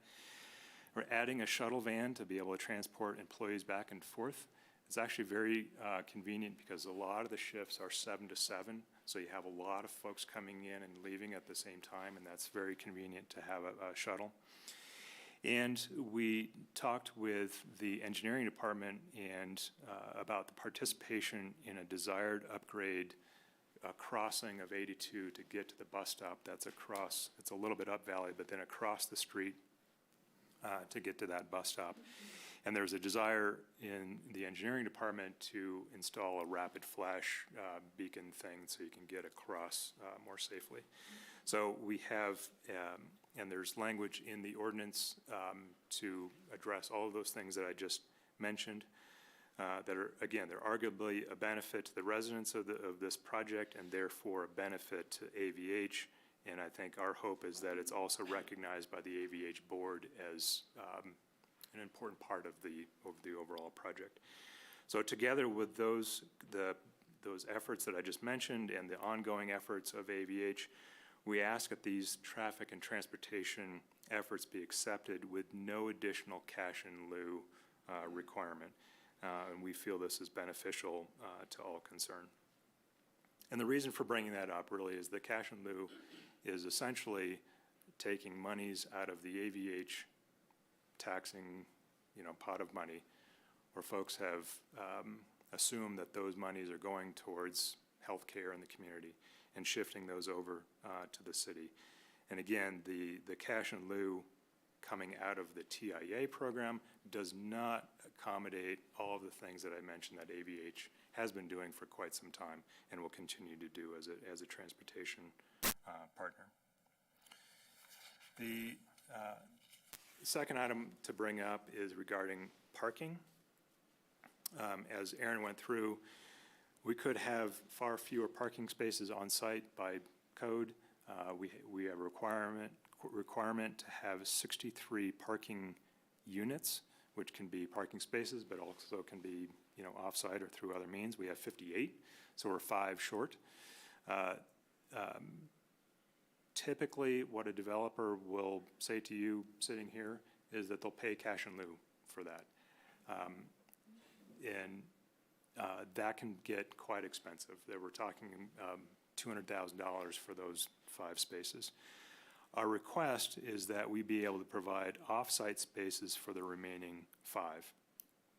And we can provide these spaces in the parking garage at AVH. So you work on one end and you live on the other, and your car is just, just the opposite of what the majority of folks have. There is also potential for an additional project that is not out in public yet, but it's within the urban growth boundary. If you can probably picture where that is now. But within the urban growth boundary, there's maybe a potential to overpark that site and provide accommodation there. So we would ask the city accept that with no further cash in lieu. And we see this as acceptable middle ground that keeps the attorneys underemployed. We know that these kind of overlap. Intuitively, you're probably thinking, well, by parking fewer cars on this site, wouldn't that be a good transportation disincentive, right? There's just like no place to put your car, and now you're sort of forced to use the bus and bikes and so on. And that's just not how the TIA system work or the parking requirements work. There's also a balance, and I think the mayor raised at first reading, is a potential to provide fewer parking spaces. One of the things that the AVH team is trying to balance is frankly a quality of life for their residents. So these residents are going to be placed in a position just by geography, but also these other methods and incentives and so on, to be able to get back and forth to work without using their car. They'll likely still have a car, even if they're not using it every day. They probably want to use it on the weekend. They're probably going to go to Moab. They're going to need to have a place to put their car, and this becomes a sort of a quality of life issue. And Tom's interest is to have very happy employees.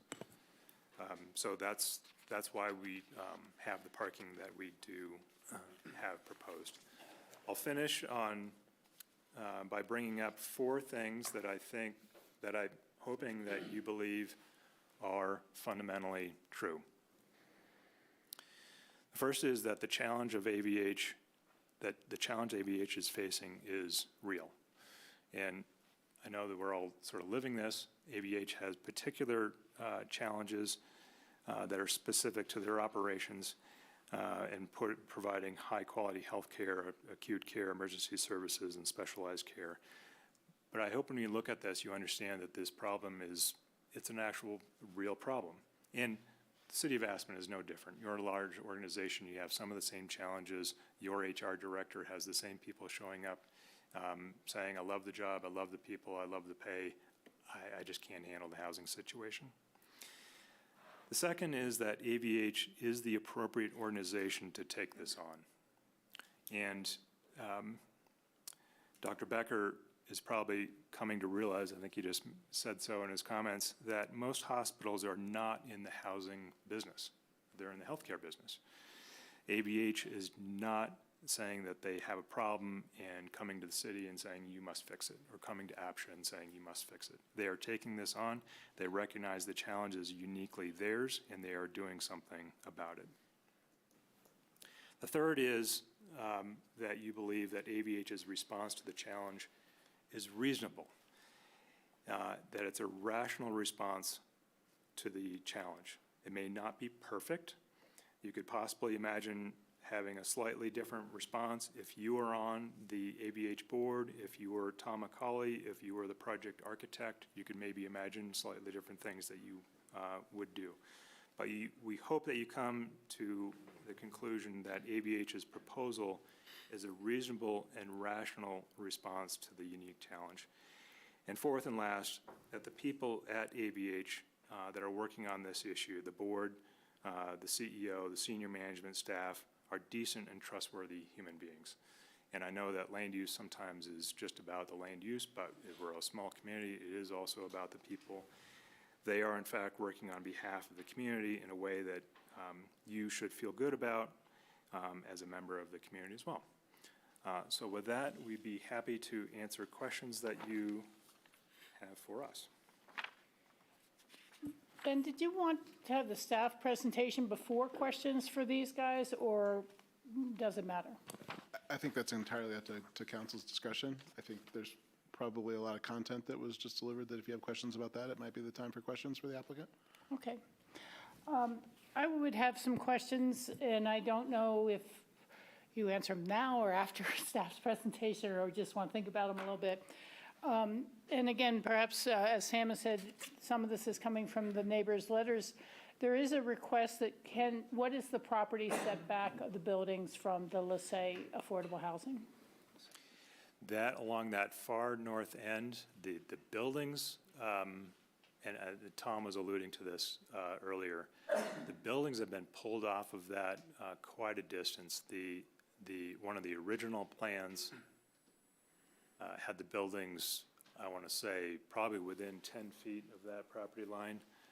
There's a 5-foot setback in RMF. There's a ditch that runs along there and some slopes that are a little challenging. But what you see, and it's on the top of the map that you're looking at there on the site plan, is that building has been pulled back down. That is parking and landscaped area in this current plan. And I think on that building on the southwest side, Russ, help me, is probably 20 feet from that western property line. A little less than 20. Yeah, and then along the backside towards LaSalle is? Backside towards LaSalle is, we're within, it varies, but probably between 5 and 10. Okay, that was the kind of request we had, is can you give us a little more room for sunlight, for air, for things like that behind the LaSalle housing.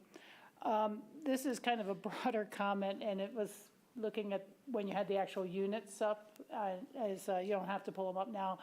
It could have been just a flash that went by, but it looked like the kind of triangle and angled windows at the top.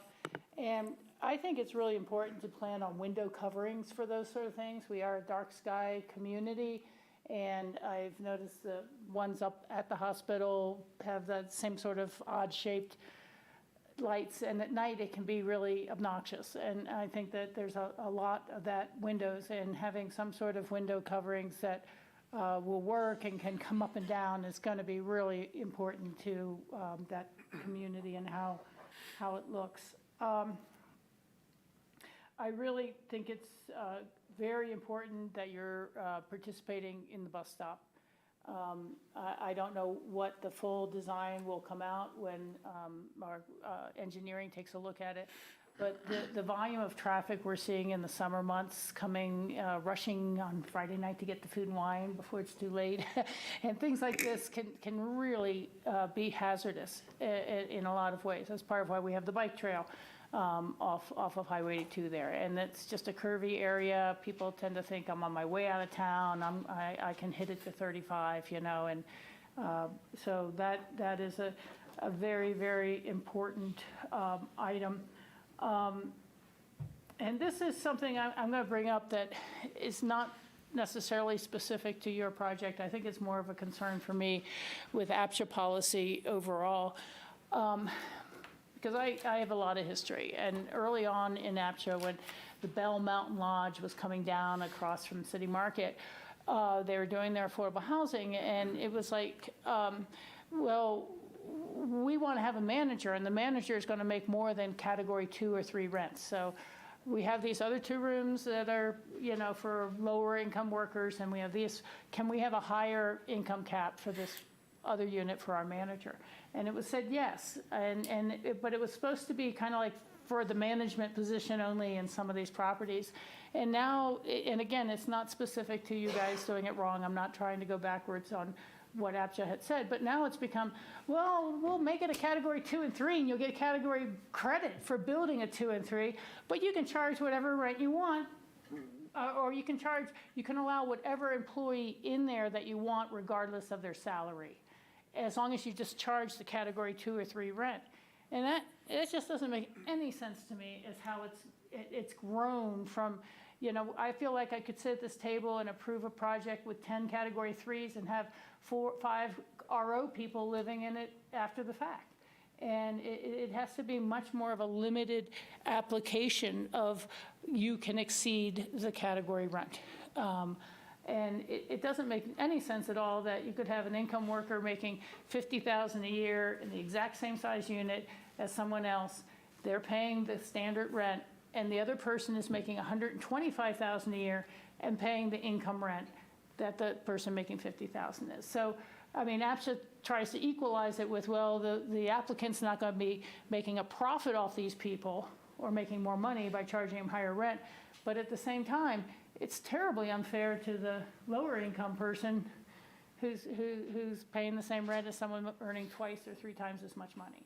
And so again, I'm not faulting you for what APSHA has said and how they're starting to look at it, but I think it's a policy that, you know, most of our workers in the service industry are category 2 and 3, and now, you know, everyone can say, hey, put an RO person in there, won't matter, as long as they're working, you know, and I just think it's gotten way overblown from what it originally was, allowing 1 or 2 units in a large project to have some flexibility. So I'll leave that go. It's not a correction for you guys to make. Yeah. I think what you have to say is valuable, but I'm not understanding how Okay. I'm not understanding how it applies to this project. Well, in this project, they have that condition under the APSHA guidelines, that when they said APSHA's approved our deed restriction, we can put higher income earners in a category 2 or 3 unit as long as we only charge on the category 2 or 3 rent. And so, again, I can't go too far back into what policy APSHA already has and what they told these guys would be acceptable, but it's really struck me as something that has overgrown its original, oh yeah, you're going to have a ranch manager on your ranch. Yes, you can have him getting a decent salary, or you know, the manager of the hotel. But now it's become, we're putting all the higher paid people in the units that were originally designated for lower end workers. And we just have to come up with something on that. So again, I apologize for the detour, but, and I can't make it change for you guys, but you understand what's going on. And so those are my comments for this part before we hear more, or if you'd like to respond. And Chris, I think you may have misquoted me slightly from the previous meeting. What I was saying is that if there was 10% less units, you'd need 10% less parking, and you'd have more space for the parking. I do continue to feel, as others do, that this is a little too much in the bag, and it would be an opportunity to perhaps add a little more square footage back to some of the units. Maybe those designs are already cooked and that can't change, but if it was a little smaller, a few less units, you'd have a little more of that community space outside and the gathering area. You know, you could make this work a little better, I think, with a place for those people to feel like they can go outside their unit and sit in the grass somewhere, or have a little more of a space. So I know you're interested in long-term quality for the employees, and sometimes a little less is more. And for me personally, having been in this housing game for over 30 years, I've long said that the support the community has for the housing program is only as good as the most recent project. And when people object to what they see as one project, it was too much, it was obnoxious in some way, they don't vote for the housing taxes the next time. They don't vote to support you on your mill levy the next time, and they don't support the next affordable housing project. And so I think it's very important to knowing that location and extent and the rules that the state gives us, you guys could take whatever we do back to your own board and say, we're building whatever we want anyhow. And I think that in a neighborly sense. And I tell you, I support the hospital. The hospital has saved my son's life. It's helped me out. It's helped my husband out. It's helped everyone I know in this community out. And you are integral, and you are trusted, and you are all those things that Chris detailed. But you are now in a developer's seat, and listening to the neighbors is really important. So those are my comments for now. I don't know, again, if anybody had any questions or if there's any of that you want to respond to. Now, we're not into public comment yet, Kurt. We'll have that in a moment.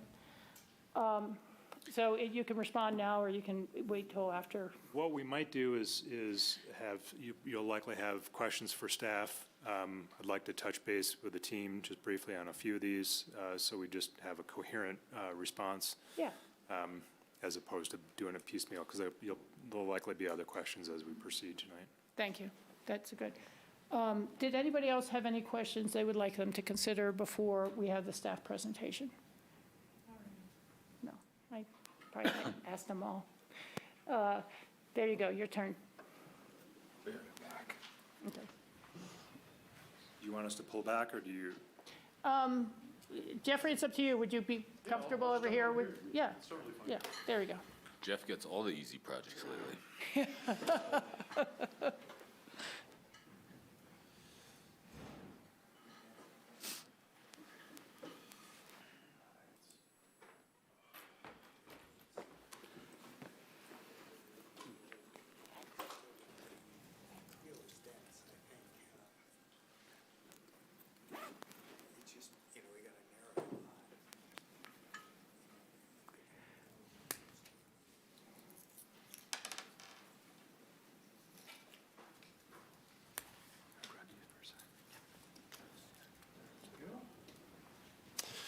All right. Good evening again, City Council, Mayor Richards. This is for Ordinance 8, Series of 2026, for the Aspen Valley Health Affordable Housing Proposal. The subject site is located east of Aspen and is currently zoned moderate density residential, R15, with a lodge preservation LP overlay. The Beaumont property was formerly known as the Cresta House Lodge. Here is an existing site plan. There are 25 units currently on the existing site. The proposed project is a full redevelopment consisting of demolishing the existing structures on site and redeveloping the site with 60 affordable housing units, spread out over 5 buildings with 58 parking spaces and amenities. The project requires rezoning the lot from moderate density residential with a lodge preservation overlay to residential multifamily. This slide shows the proposed dimensional standards.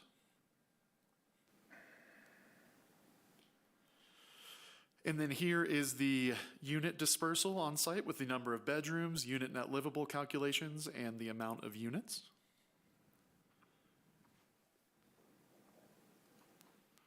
And lastly, here is the parking counts for the proposed development.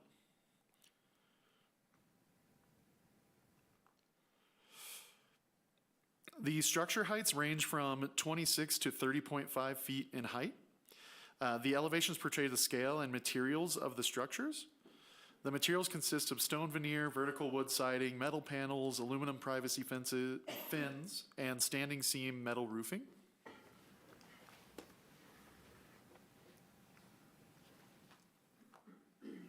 Lastly, this rendering shows what the covered parking spaces will look like approximately. This was the only rendering that I had access to, but I know Aaron showed a couple more in their presentation.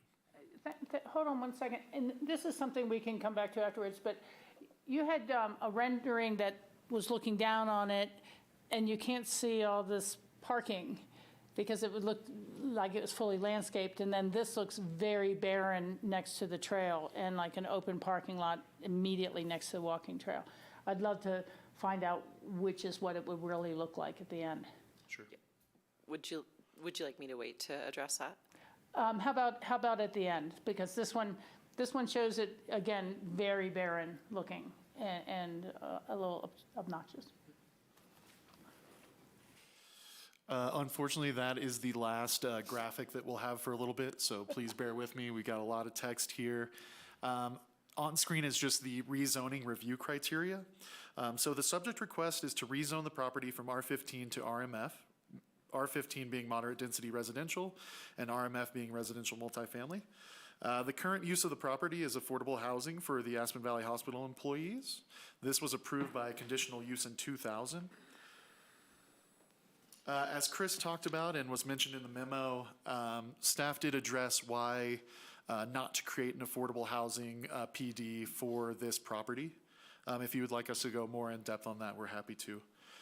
In staff's review of the review criteria, we found that given the existing use, the mix of multifamily units adjacent to the proposed development, and the fact that the proposal, if approved, would meet the residential multifamily zone district, that the criteria for a rezoning were met. Staff finds that the proposed zone district is appropriate at this location and serves the public interest. Specifically, it provides housing for a critical public need, which is the Aspen Valley Hospital.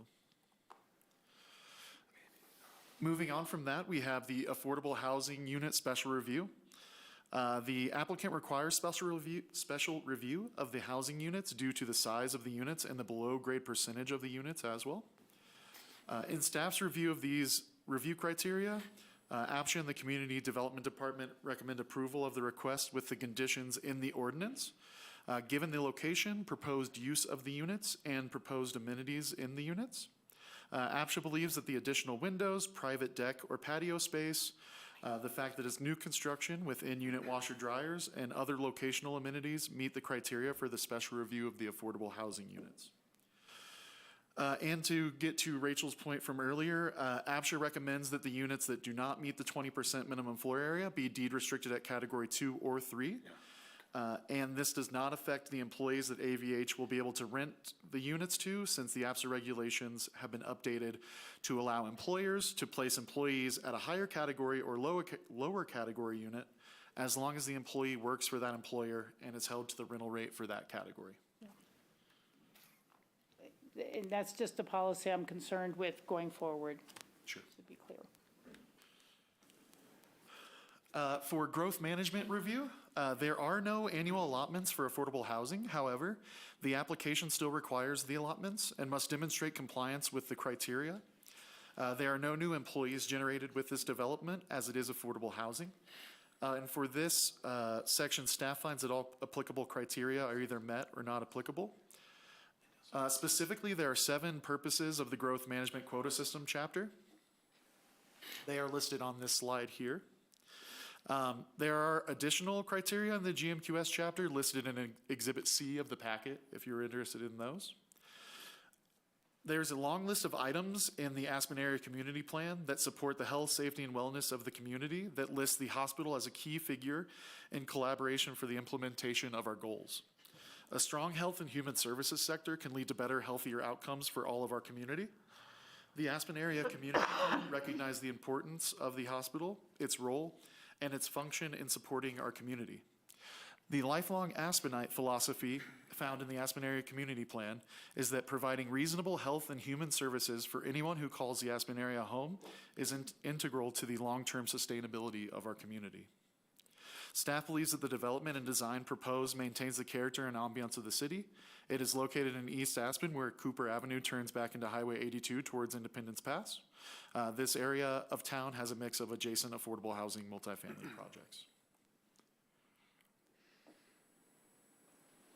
Now moving on to major public project. This is the same slide that I showed in first reading, just going over the process and who might be applicable to apply for a major public project review.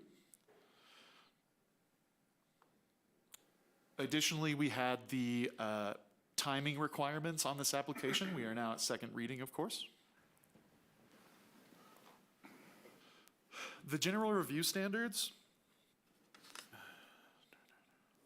In staff's view, all of the general review standards for a major public project were met with the conditions listed in the proposed ordinance. Staff found that if approved, the proposed project complies with the zone district limitations if the rezoning is approved. The project supports stated community goals, complies with all other applicable requirements of the land use code with the conditions in the ordinance, and the allotments would be received via this approval. Now moving on to transportation and parking management. The transportation impact analysis guidelines inform applicants on the best strategies to mitigate their peak new hour trips. The TIA guidelines describe this type of development as a minor development inside the roundabout, and a minor development requires the development mitigate trips using transportation demand management measures and multimodal level of service measures. The proposed project requires both parking and transportation impact analysis improvements. The proposed project generates 31.2 additional vehicle trips that are generated during peak hours. As such, the applicant must mitigate those trips. The applicant proposes the measures listed on this slide to help mitigate the impacts of the additional trips. These items mitigate for about 12 trips, so the applicant must mitigate for the additional 19 vehicle trips generated. Staff believes that with the conditions in the ordinance that the project meets all the transportation and parking requirements.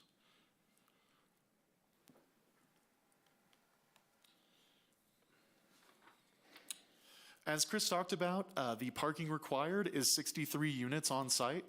That is in as a condition of approval for the ordinance.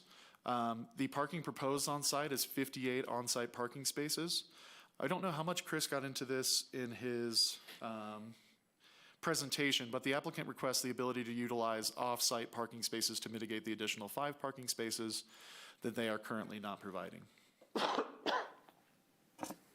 Planning and zoning recommended approval 4-2 with conditions outlined in Resolution 3, Series of 2026. As staff mentioned in the memo, the 2 members of the Planning and Zoning Commission who voted no on the resolution both mentioned the size of the units as factors for the no votes. Chris mentioned that one had other concerns. It was my recollection that both mentioned that as factors, but if I misrepresented that, I apologize. With that being said, staff recommends that council approve Ordinance 8, Series of 2026, with the conditions outlined in Ordinance 8, recommending approval of the request for a rezoning, special review, growth management quota system review, major public projects, and transportation and parking management. Happy to take any questions. Thank you for your time. Okay, thank you.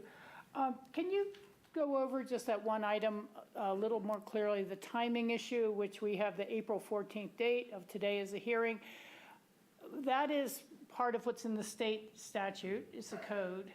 And if we were to end the meeting early and go home without doing anything or continue it, the timing issue, does it then default into them being approved? I do not know. I was just trying to figure out what the timing issue is. I think thought that was what it was. My understanding is under state law, it could be deemed an approval essentially of the application. Because you haven't done it in timely fashion. What Mr. Benton has represented to you, and I believe to be true, and the hospital's intent here is to absolutely seek this board's approval and not sort of hold our feet to the fire as to that 60-day shot clock, so to speak.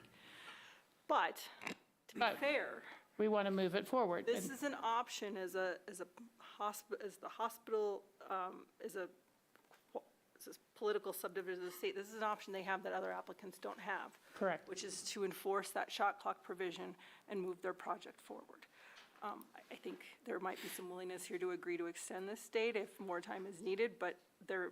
Right. I just wanted to re-clarify for the public and ourselves what you meant by the timing issue. So thank you for that, Kate. Appreciate that.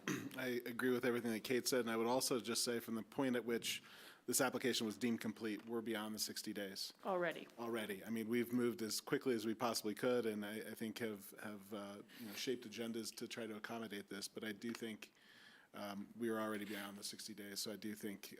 I agree. I just wanted to clarify that one point. And just to add to that, we're not reaching for the ripcord on this. If the power went out or somehow you needed to, exit the meeting, we're not going to run off and try to claim that it was an approval. Our interest is to work in coordination with the city the best we can and get to a mutual understanding and move forward that way. That's what I thought. I wanted, again, for clarification and public consumption. And that's your presentation. Council members, do we have questions for Jeffrey? Or new questions for the applicant? Otherwise, you guys are back on. Bill, okay. Just for everyone's benefit, no age credits requested here, right? Correct. Thank you.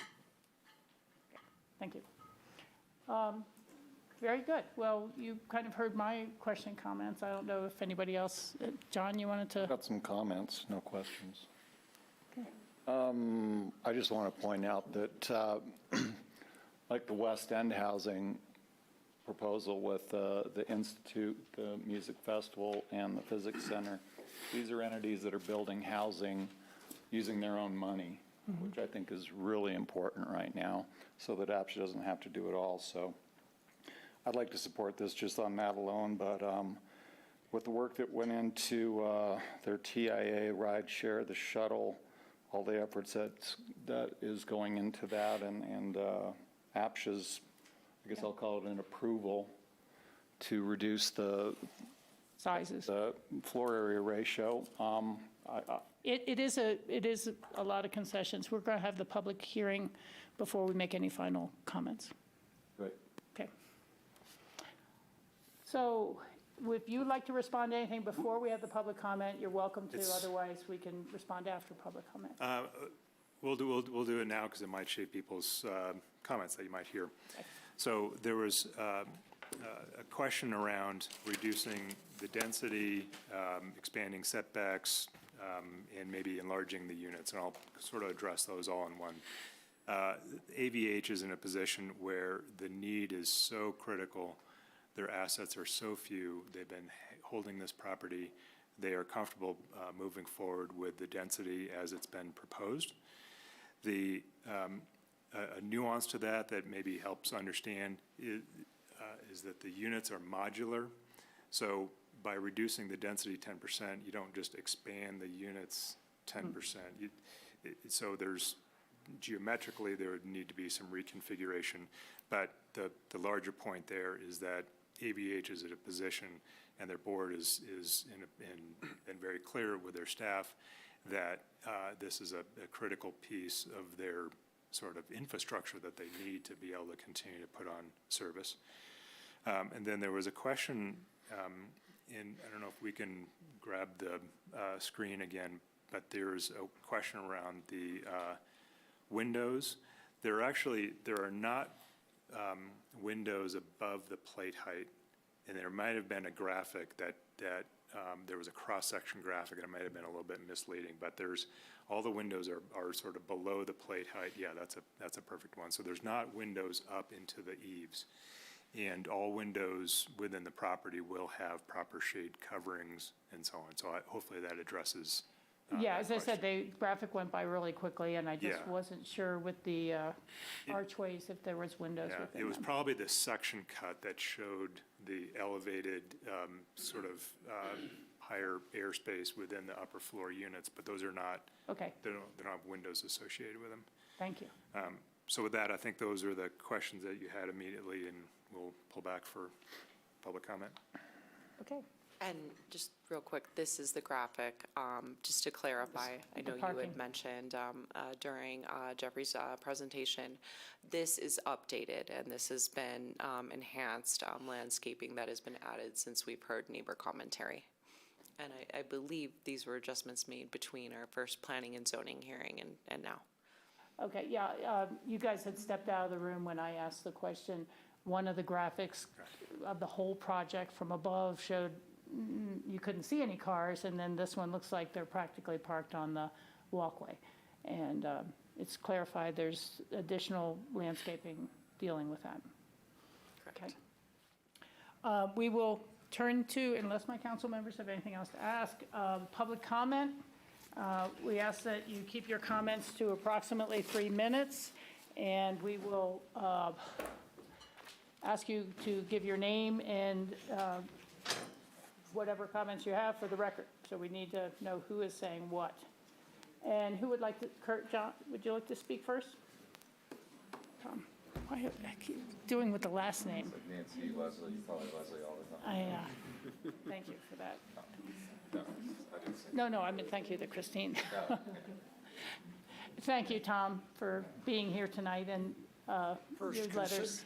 Are you consider me a congenial colleague and an admirer over the years of Aspen Valley Health. Hey, just say your name for the record. I'm Tom Kurt. Thank you, Tom. My views represent my own self and not necessarily any committees, et cetera, boards in this community. Okay. I'd like to point out there are many issues which have me concerned, and I'll point out also I'm a homeowner on Riverside Drive, and this is in the Riverside Drive Annex, where we've owned a house since 1978. For to have a duplex, you have to have at least 15,000 square feet. And this is also adjacent to the Lassett Lane subdivision, which has 13 units in about an acre, or about 45,000 square feet. So there's an immense difference in the density, immense difference. First, I'm concerned about climate change, because here you're going to have at least 60 people, perhaps more, if the people are married and have children, which will be commuting back and forth to the school district, also on the other side of town. You will have probably 150 people there altogether. And the climate change, I'm concerned overall in this world about climate change. How is Aspen an example of creating this kind of density when we're preaching climate change?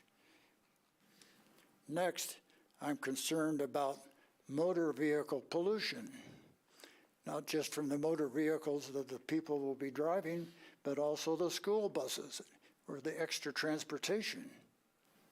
I'm concerned about the traffic at the roundabout, and I would hope that the hospital would find some kind of perhaps different property on Castle Creek Drive. Or maybe there could be some adjustments to the zoning in something, or it would be more proximal. Next, I'm concerned about the congestion of our neighborhood. There is a large property, Mayor Helen Clanaroo's former house, where there is a problem now with water seepage, where the basement units where the City of Aspen construction people have inspected and is temporarily in abeyance at the present time. So adjacent properties such as that have not necessarily been taken into consideration.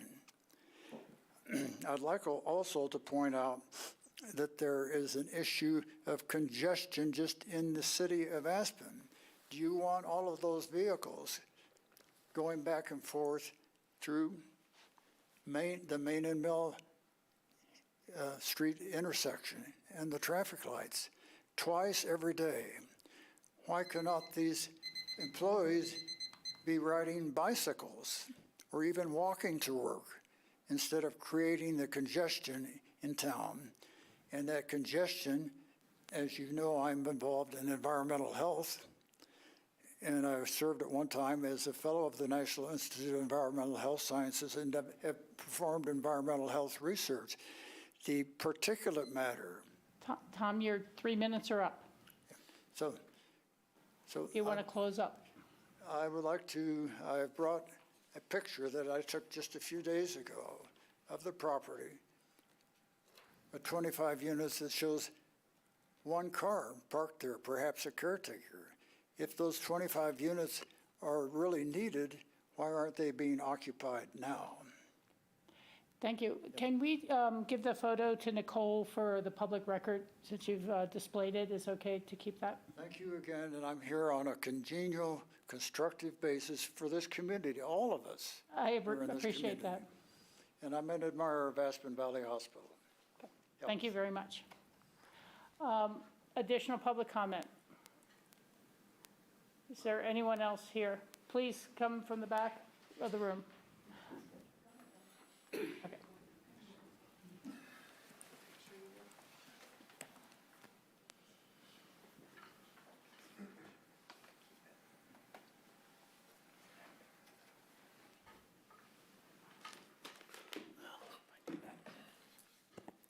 Hello, is this on? Great. My name is Rob Ittner. I live at Lassett Court, immediately adjacent to the proposed property development. I would like to say that I support the goal of increasing employee housing in Aspen. Housing more of our workforce locally is an essential to maintain a healthy and vibrant community, and I appreciate the city's continued commitment to address this challenge. As a past county commissioner and a current candidate for county commissioner, I cannot understate my belief that our community needs additional employee housing. Therefore, I am in favor of this development with the hope that Aspen Valley Health will make some small modifications to promote their goals that they state of being a good neighbor. I'll focus on a few of these modifications. We talked a little bit about landscaping and headlights. I won't go into that much detail on this because Chris did address some of those issues, but I will say that the wall that they've proposed in that doesn't necessarily block the headlights from my unit, which is further to the left-hand side of that photograph, and it might not be sufficient to block the headlights there. I would also say that there's a ditch there, and I'll note that the Lasse Court property line goes partially up the slope on the south side of that ditch. So if you look at some of the pictures that I sent the council, you'll recognize that the landscaping is partially Lasse Court and partially the Beaumont property, and they should be done in conjunction together with the development that they're pushing closer to that property line.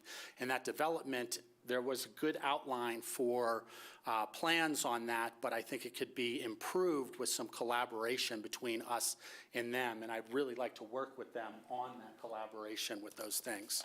I'll also talk about the location of the communal gathering spaces. I am about 15 feet, my bedroom window is about 15 feet from that communal gathering space, and I wouldn't have an issue with this, and I don't want to dictate how people live their lives. I agree with Chris on that. But I will say that we are making an adjustment to the minimum square footage of these units. Yeah, I know. Time for a quick restroom break, so we'll call it a 3-minute break and give her time without pressure to get this back on. Cursed it when she said. What? Cursed it when Chris said something like the power goes off. That's what happened.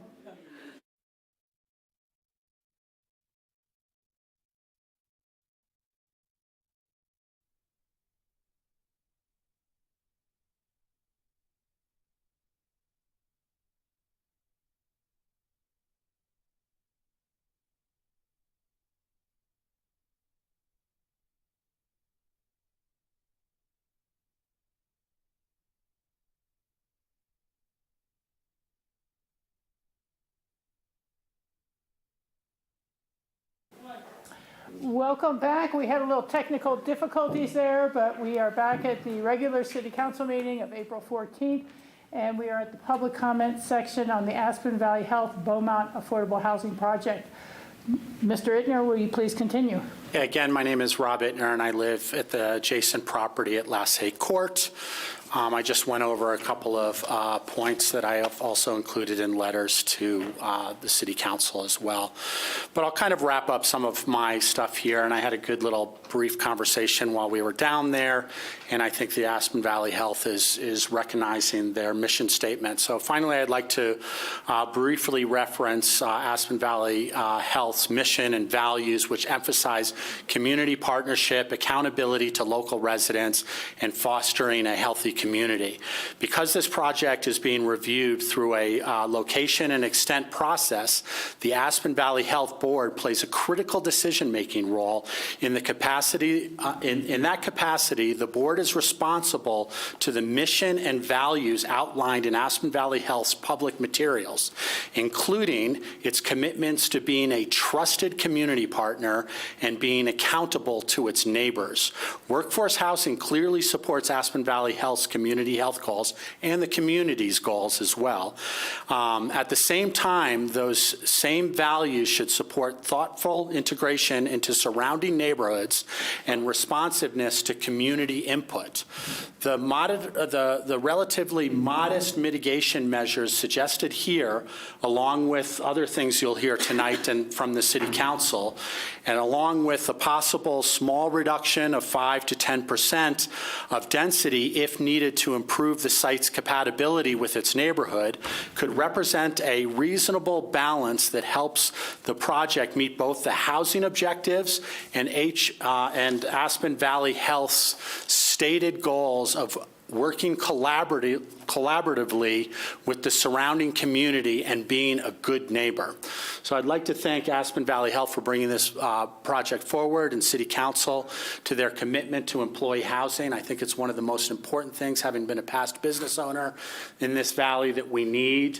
There are some issues that could be addressed, and I think in some of my conversations with some of the applicants behind me, they really show their commitment to address these and work forward with these. So thank you very much, everybody. Thank you, Rob, and sorry with that interruption there in the middle of your comments. And I'm happy to point out in some of those pictures That's good. where Lassett is, because it is not on those pictures. It could be closer. Thank you. Additional members of the public who are here to address council. The lady in the back row. Okay, Gary, you can come on first, and I apologize, I know some names and not all of them. And we did receive your letter earlier, Gary. Thank you. Thank you. My name's Gary Wright. I'm a local attorney. I'm here on behalf of the owners of the private homes on LaSalle Lane who are concerned with what we believe is a lack of a sufficient setback between their property and where the buildings are going to actually be. I think if one looks at the buildings as proposed, they'll see that the homeowners are effectively going to have a huge wall built. There's no staggering of the buildings. They're not far apart.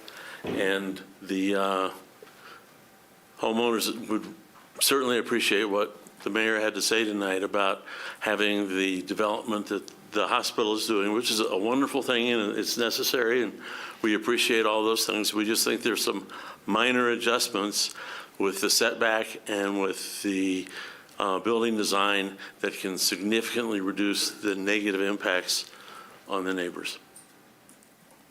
Thank you. Thank you.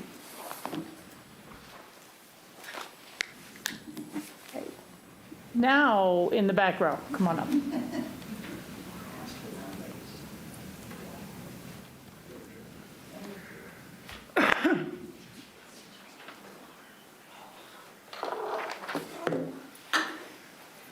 Good evening. My name's Lucy Nichols. Thank you, Lucy. And I want to thank council, the mayor, and stakeholders for the opportunity that the public has to present their comments on all of these massive public interest complex jobs ahead of you, including the Beaumont. So in my letters to staff and council and the AVH team previously, I've pointed out that all concerns and issues, in my view, with this project, including traffic, parking, light and noise, compromised neighborhood character, all stem from the inappropriate size and the density of the development. Mayor Richards, you've touched on that, which I appreciate. I did find in a 2009 Aspen Daily News article that the proposed AVH housing indicates, sorry, I'm not used to public speaking, that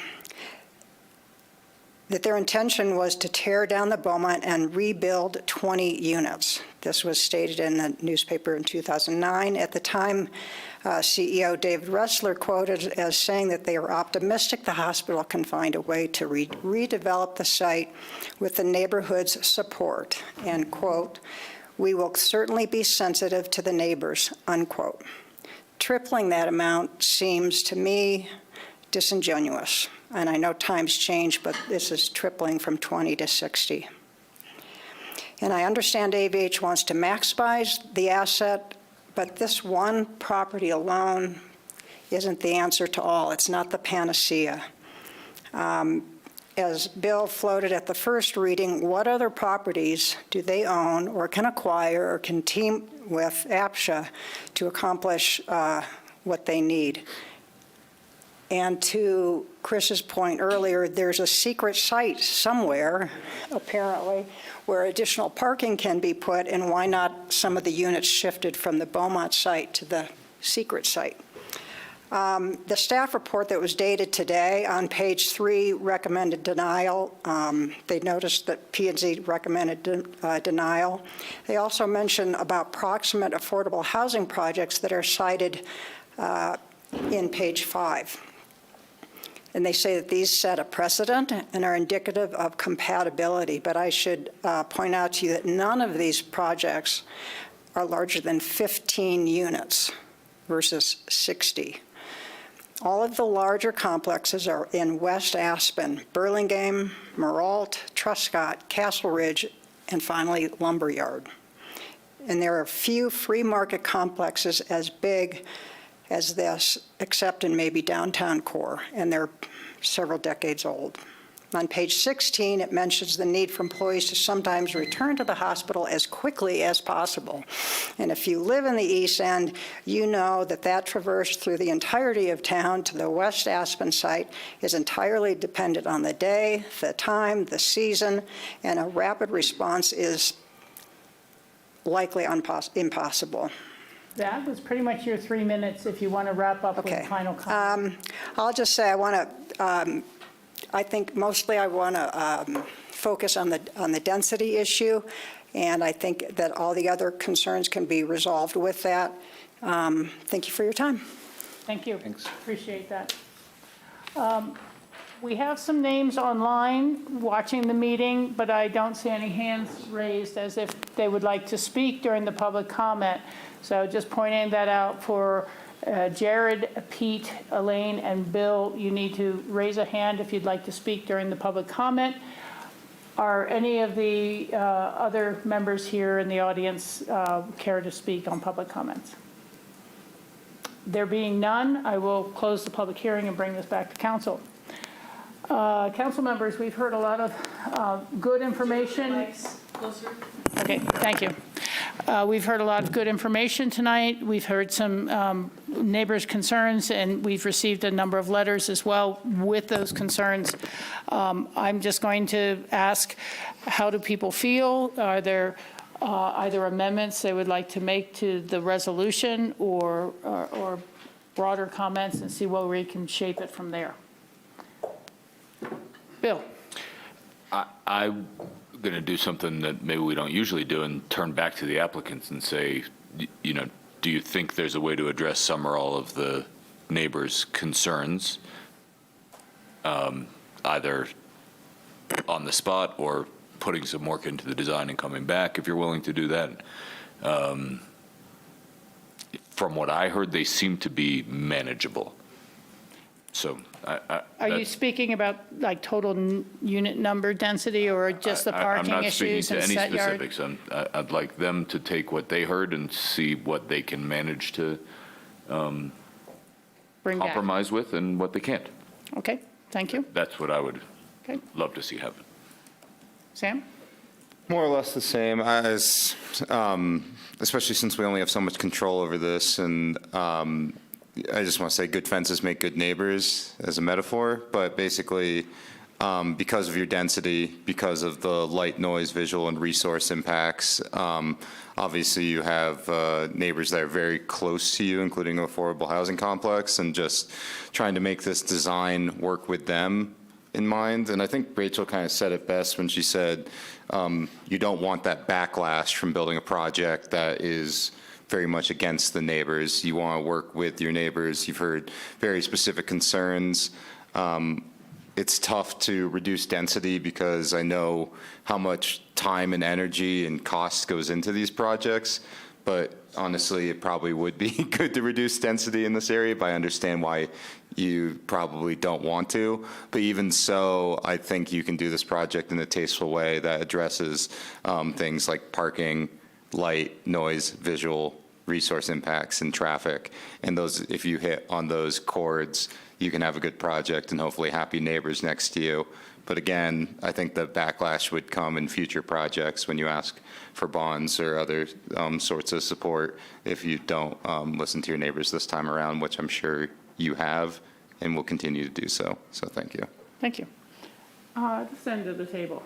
Christine? Yep. Thanks to everyone for being here. I do have some concerns that P&Z echoed and have been said at this table about the livability and the size of the units.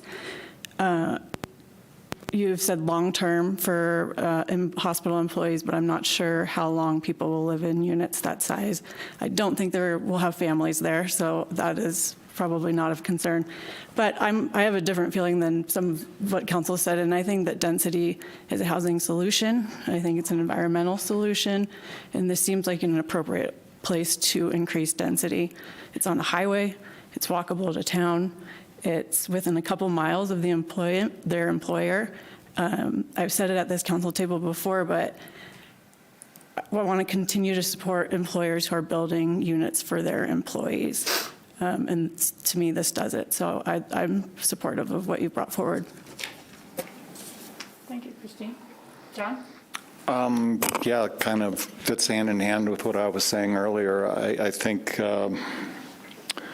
again, to the main point Christine made is anytime an entity can build their own housing, I want to support that. So I feel that this has met staff's requirements. APSHA signed off on it.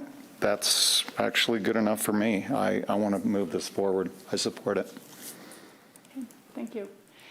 That might leave me right in the middle, unfortunately. I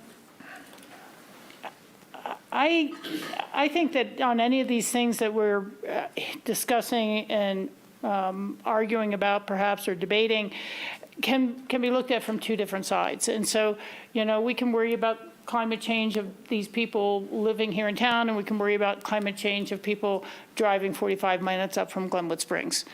There's always a trade-off. There's nothing that's ever totally equal. I understand what you were saying, Christine, about the unit size reductions, but I have to say, as someone who's lived for over 30 years in a 740 square foot 2-bedroom with either one partner or a partner and my son, it works, and especially when they're well designed and you have other amenities. So I'm not as concerned about seeing a 1-bedroom be 600 or 545 when I know how small some of these other units are that are out there. I'd rather not see that, but based on their modular construction, it doesn't seem like they can change it. But what you could change is the total unit count, and that would be something that I think the neighbors would appreciate, whether it's coming down by 5 units or 6 units, 10%, create a little more breakup between the buildings, a little more sunlight, a little less brick wall background to people. I'm very satisfied with the transportation plans and the transportation planning effort that you've had. If the off-site parking needs to go into the hospital garage, I think that that's fine. I just like to see them as posted spots so that they're very clearly delineated and can be tracked from generation to generation and director to director when these things are made. I agree with what both Bill and Sam are saying too, and that compromise is needed throughout our town repeatedly. What we're going through is a change of generations and a change of cycles within our community, and the needs have changed. The ability to provide for those needs have changed. I think we remember when, you couldn't work for the hospital unless you lived within 15 minutes to get there. And then they had to make it 30 minutes, and then it had to be 45 minutes. I'm not even sure what the standard is now, but this is coming forward to address the negative impacts of change within our community. And so I really do understand that. And not to go on too long, but I was able to have a real refresher course with a Harvard professor over this past weekend, and he asked the class, what is the definition of change?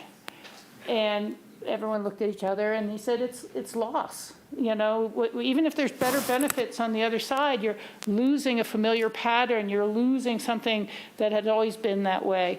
And this is our role at some level, is helping ease our community through change and loss. Because it's not the same Aspen I moved to in '78, and you can't live in the past. So I'm very supportive of this project. I'd love to see you be able to reduce the density by, a few units, make one or two of those buildings a little smaller, and be able to satisfy your neighbors. Now, that comes back to the question of should we continue this? So you can think about that further. We could call for a couple votes and have a split board on various outcomes of should it go forward as is, or should you try to seek some additional changes. I don't know when we would have a meeting date that would be at all timely if we were to continue this hearing. And I know people are very anxious to take advantage of a building season. What do you going to say? I was going to say, due to the fact that they are their own jurisdiction, I'm very supportive of Aspen Valley Health in supporting this project, and I feel like we've been heard. Just approve it and see if they build less, or Yeah. Well, I'd also love to hear them respond verbally. Sorry to interrupt. No, that's fine as well. To my comment is there something that they can do now, or not? Yeah. Or some things?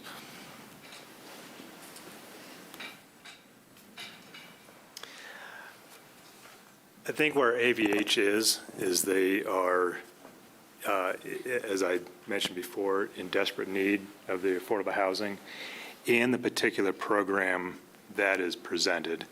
And what's unique about the program is that it is almost entirely one-bedroom units, which drives up the density numbers. And if you look at the two-bedroom units, it's 2 modules put together, and it's 1,100 square feet. It's a lot larger than your unit. I'm sure you'd love the extra 400 square feet.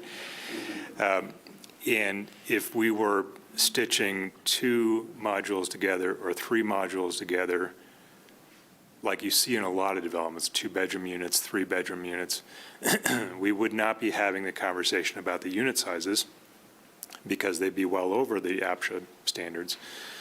We also may not be having the same type of density conversation because just making them all 2-bedroom units would automatically get you down to 30 units. And if we had some 3 bedrooms in there, we'd be back down to a 25 unit. In discussions with AVH staff, it's critical to have this component. It stitches into a larger housing strategy. These are not likely going to be forever units. Sometimes we say that and then we end up living there forever. But the plan is, and I think you've heard Tom say, that these are likely folks that are earlier in their career, and as they advance, hopefully they stay with AVH and they can migrate into other product that AVH has, and maybe even migrate down valley as they advance in their career and they're able to afford something down valley. But I think that's where we are on the sort of the fundamentals of the project. It's much easier on the items that Mr. Ittner raised around, can you move this wall up a little higher? Can you plant an additional tree there? I think those are all things that we can work out in coordination that really have no fundamental effect on the project or its budget or its planning to date. So I think that's where we're at in terms of what you were wanting to hear from a response. We would very much like to have City Council's endorsement. As a political entity, you will, even if it's different 5 people sitting here, the City Council will be working with the AVH board from here and forever on various things. And I think it's important to all staff, and I would imagine important to you, to make sure that that relationship is as good as it can be. It might not be perfect from time to time, but you have relationships with any number of political entities. This is just one of those. So we would love to have City Council's endorsement of this project, but that's where we're at with the sort of the fundamentals of the project. Chris, if we approve what was presented, do you have the leeway through the balance of the development process to make the types of adjustments other than density and program, which I understand your position on. But do you have the sort of leeway and the flexibility to make some of those other requested adjustments? And thanks, Ben, for coming up to help with this, to help address some of the neighbors' concerns. With landscaping, yes, because that's not dictated by the zoning so much. So if we're moving trees or, what have you. The wall on that far western side of the parking lot is inside of our setback, so we can raise the height of that wall to a certain degree. I mean, there's a certain point where it starts to look like you're sort of bizarre, but it was an important factor, and actually reviewed it with staff because I was particularly concerned that we were on the other side of that setback line and we would need some sort of variance or relief or something to be able to raise that wall. So I'm less concerned about the wall. Other architectural changes, if we were to make those, because we're not a planned development, we don't have a specific set of architecture, although we like what we've been working on, we'd want to stay certainly within that same vocabulary. But window changes, if any, are determined to be warranted, things like that, you still have the flexibility of that. That's not cemented at this point in time. Right, correct. Thanks.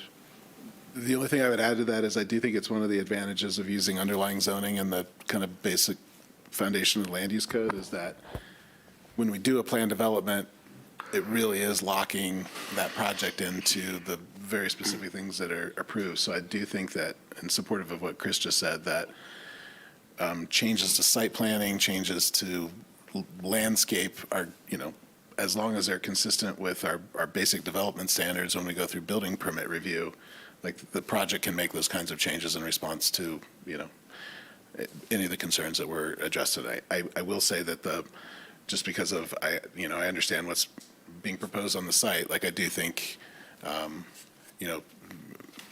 modified setbacks and those kinds of things are much more difficult just for the practical development realities on the project and the constraints that are there. But other types of site planning, parking reconfiguration, location of different site features, I think there's flexibility in that.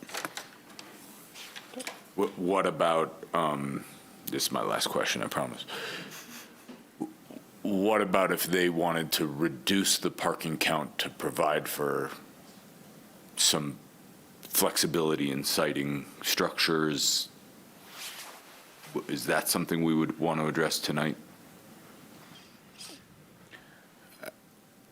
I think because of the desire to engage in some special review, I think some of the proposals that were made tonight around TIA and TDM and MLOS proposals, the land use code, what they're doing is compliant with the land use code. I think we can have a conversation about what the applicant team has proposed in terms of meeting their TIA mitigation responsibilities. I think that that's a topic of conversation. But I do think in terms of on-site parking, they're above what's required by the code in terms of number of actual physical spaces related to the number of units that are necessary, by not an insignificant number. Yeah. And so I do think that, when you start to sort of mess with that sort of equation, there's been some discussion tonight about why they've landed on the number of parking spaces that they're proposing and some of the other things that they're doing. I do think that equation and that balance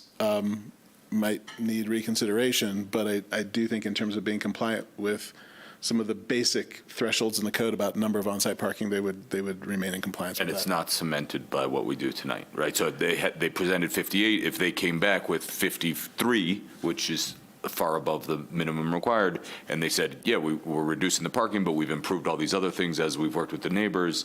There's this green space. We were able to shift this building a little bit. I'm just throwing out examples. I'm not telling you what to do. I don't know the nuances well enough, but do they have the leeway to do such things? I think so. At the staff level, I do think that there's flexibility built in during the building permit process to make those kinds of adjustments and that balance of on-site parking spaces. I think one question that's been asked this evening that I do think council would ultimately need to sort of weigh in on this evening would be, if we are sort of below the number of on-site spots that are sort of required by code, are we asking for a fee in lieu payment? Are we good with the other things that they're doing and some of the other solutions that are being proposed as alternatives to that? But I do think that there is flexibility for staff to make those kinds of consistent with code trades during building permit review. Okay? I'm great, yeah, thank you. Okay. Anybody else have questions for, okay. I think that it's time for someone to propose a motion. I'll move to approve. I don't have it in front of me, I'm sorry. Ordinance 8. Ordinance 8 of 2026. Okay, and just before it's seconded, let me ask you a detail. That would be perhaps accepting the transportation demand management measures they've proposed and not requesting the payment in lieu. That was the one item Ben just said we should. Thank you. I'll even go a little bit further. I'll say that I'd be comfortable with an additional. It's the motion. It's the motion. This is the motion. Okay. My motion is approving Ordinance 8, Series of 2026, with adding the flexibility of reducing the parking count by a further 10% without levying any fee in lieu TDM payments or parking unit payments or whatever the right term I think you're going a little further than Ben was saying you could go. This is. So the way that the ordinance was written identified the number of trips that needed to be mitigated, which Wait, we're going to go into a really long discussion here, and it's 9:30 already. I'm going to be very brief, and I think Okay. we can simplify this. I think, and if Chris can jump in if I misunderstand the circumstance, but the ordinance as written identifies the code response to a number of trips that need to be mitigated. When you go into our code, there are numerous ways to do that: physical improvements, fee in lieu, those kinds of things. There were some proposals made this evening around improvements to the bus stop, a crossing feature, and also not paying fee in lieu for the number of on-site spots that they're proposing to be located elsewhere.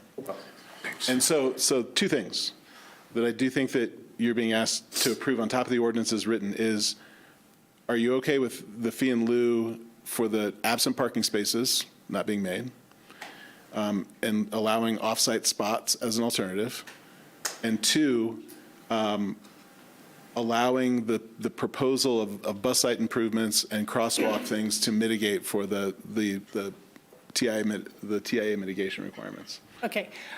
I'm okay with a motion that would include accepting the off-site parking and the other improvements as sufficient for the parking plan they have now. I am not going to support a motion for a random including of get rid of 5 more parking spaces, move all the buildings around, hope it turns out good. You know, if we wanted to see an amendment to a proposal, or if Ben is telling us he has the flexibility through the building permit session to do that, then fine. But I am not going to try to rewrite the ordinance in such a way that what we all heard here tonight no longer applies. And I think it's just too much of a radical change. I do think in terms of reducing, some reduction of on-site parking spots, we can handle that through the building permit without an amendment to the ordinance. All right, let me try again. If we could just look at the actual ordinance language, I think it actually does what you already need it to do to some degree. So right now, parking, it says required 63 units, proposed on-site 58 parking spaces. The remainder of the 5 parking units shall be met by either off-site parking units, additional TIA measures over the required amount of 31.15 trips, or a fee in lieu payment per parking unit not provided. That gives you all 3 options. What it does not do is allow you to go below the 58 mark.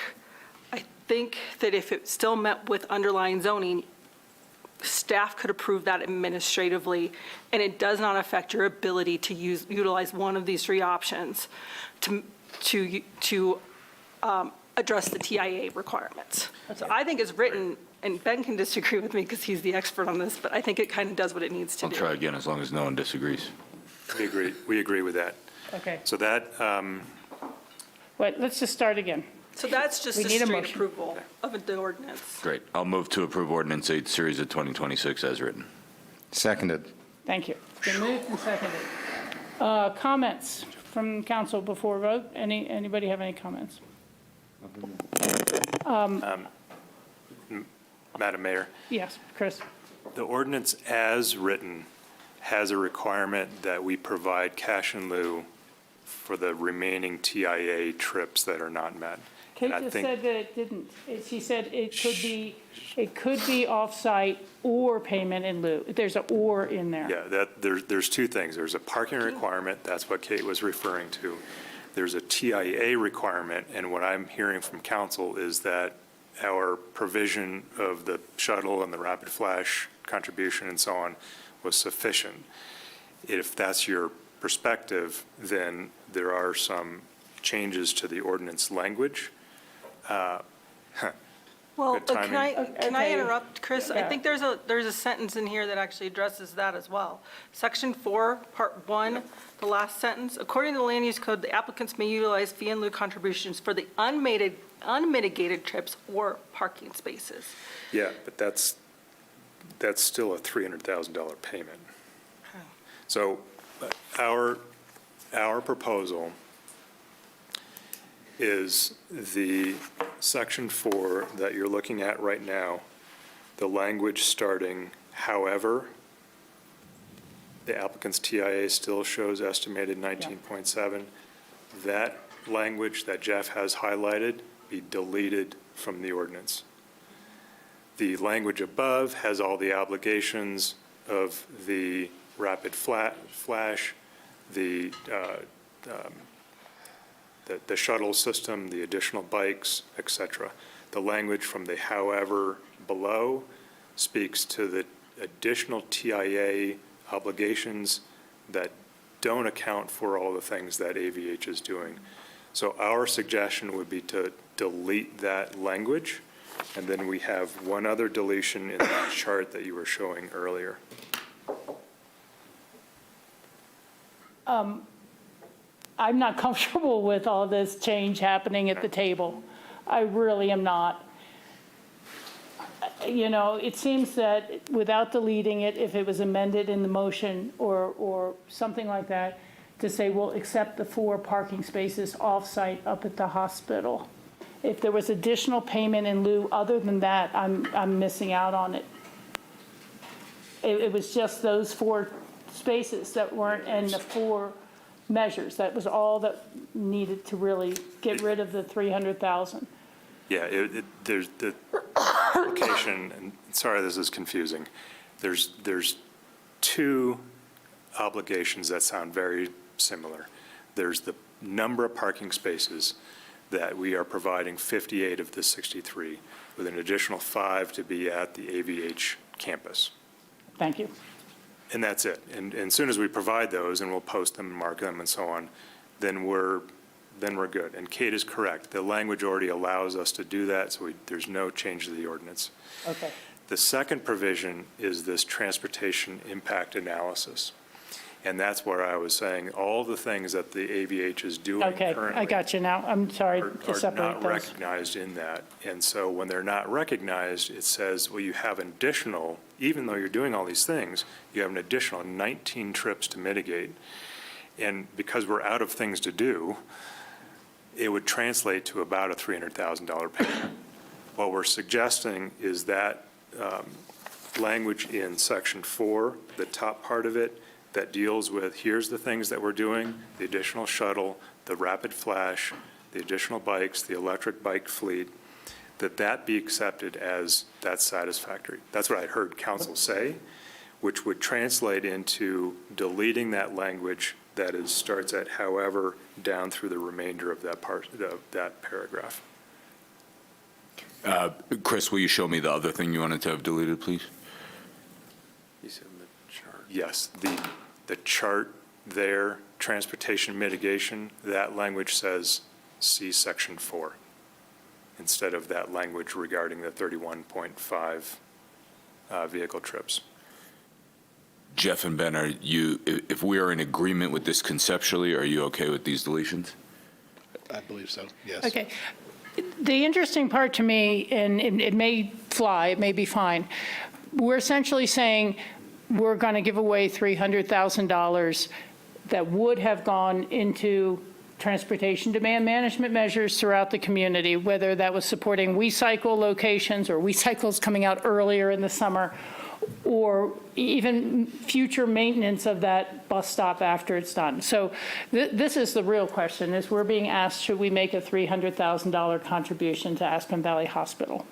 You know, instead of collecting the fees that would normally go to the parking department. It's that simple. That's one. So I think that's an oversimplification. The other way to look at it is they haven't asked us for a single AH credit to try to pay for this project.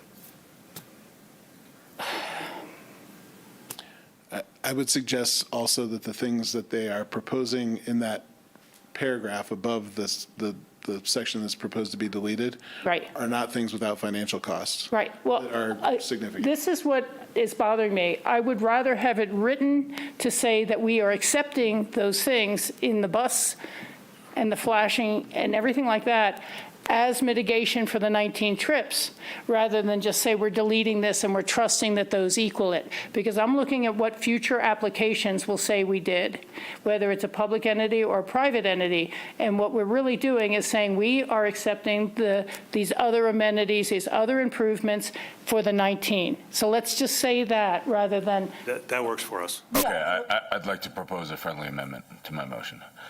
I'd like to approve it as written with additional language that allows the city attorney and community development director to work with the applicant to alter the language to convey the intent that we are willing to waive the TIA fees in exchange for all of those additional efforts that the applicant's proposing. Yeah.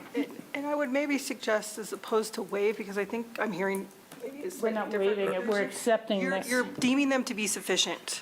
Deeming them to be sufficient. TIA mitigation generated by the project. Not a waiver. I'll accept that language change for sure. And All right. I will second that. You are an acceptable of the seconder? Vote on it. Okay. Would you call the roll, please?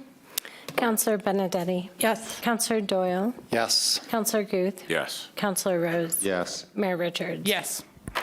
Thank you very much. Okay, thank you very much. Everyone in attendance. Thanks all. And I did want to say something to the neighbors. I do believe Aspen Valley Hospital is going to be very respectful.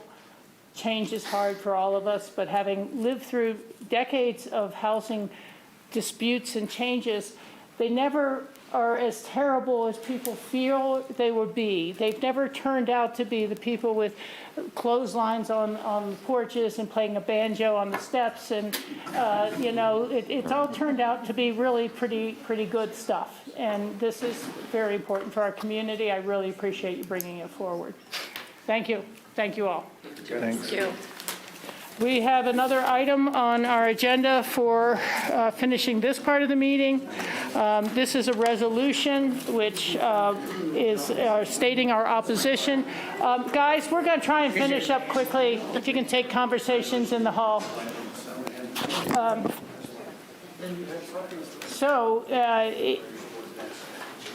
There is.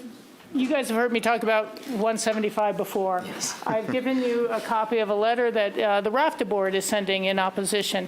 Our whole entrance to Aspen hinges on mass transit and transit going forward. So I think it's very important that we pass this evening. Club 20 is in a very awkward position because their executive committee came out ahead of any sort of pro-con discussion and endorsed it. But this meeting is going to have all the members have a real chance to take a look at what it means for their special interests, whether it's higher ed, rural hospitals, K through 12, or mass transit. And so having this letter in hand will be very helpful. And you would note that the county has already passed a letter opposing 175 as well.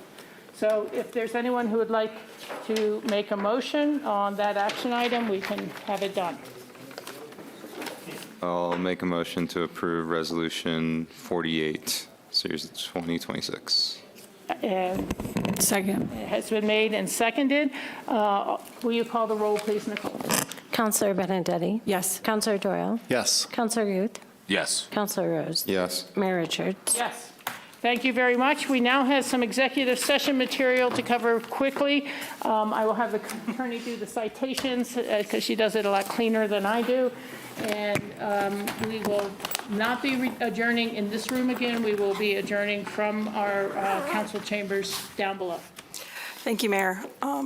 Staff is requesting an executive session pursuant to Colorado Revised Statute, Section 24-6-402, subsection 4, subsection A, the purchase, acquisition, lease, transfer, sale of any real, personal, or other property interests, except that no executive session shall be held for the purpose of concealing the fact that a member of the local public body has a personal interest in such purchase, acquisition, lease, transfer, or sale. Subsection 4, subsection B, conferences with an attorney for the local public body for purposes of receiving legal advice on specific legal questions. Subsection 4, subsection E, determining positions relative to matters that may be subject to negotiations, developing strategy for negotiations, and instructing negotiators.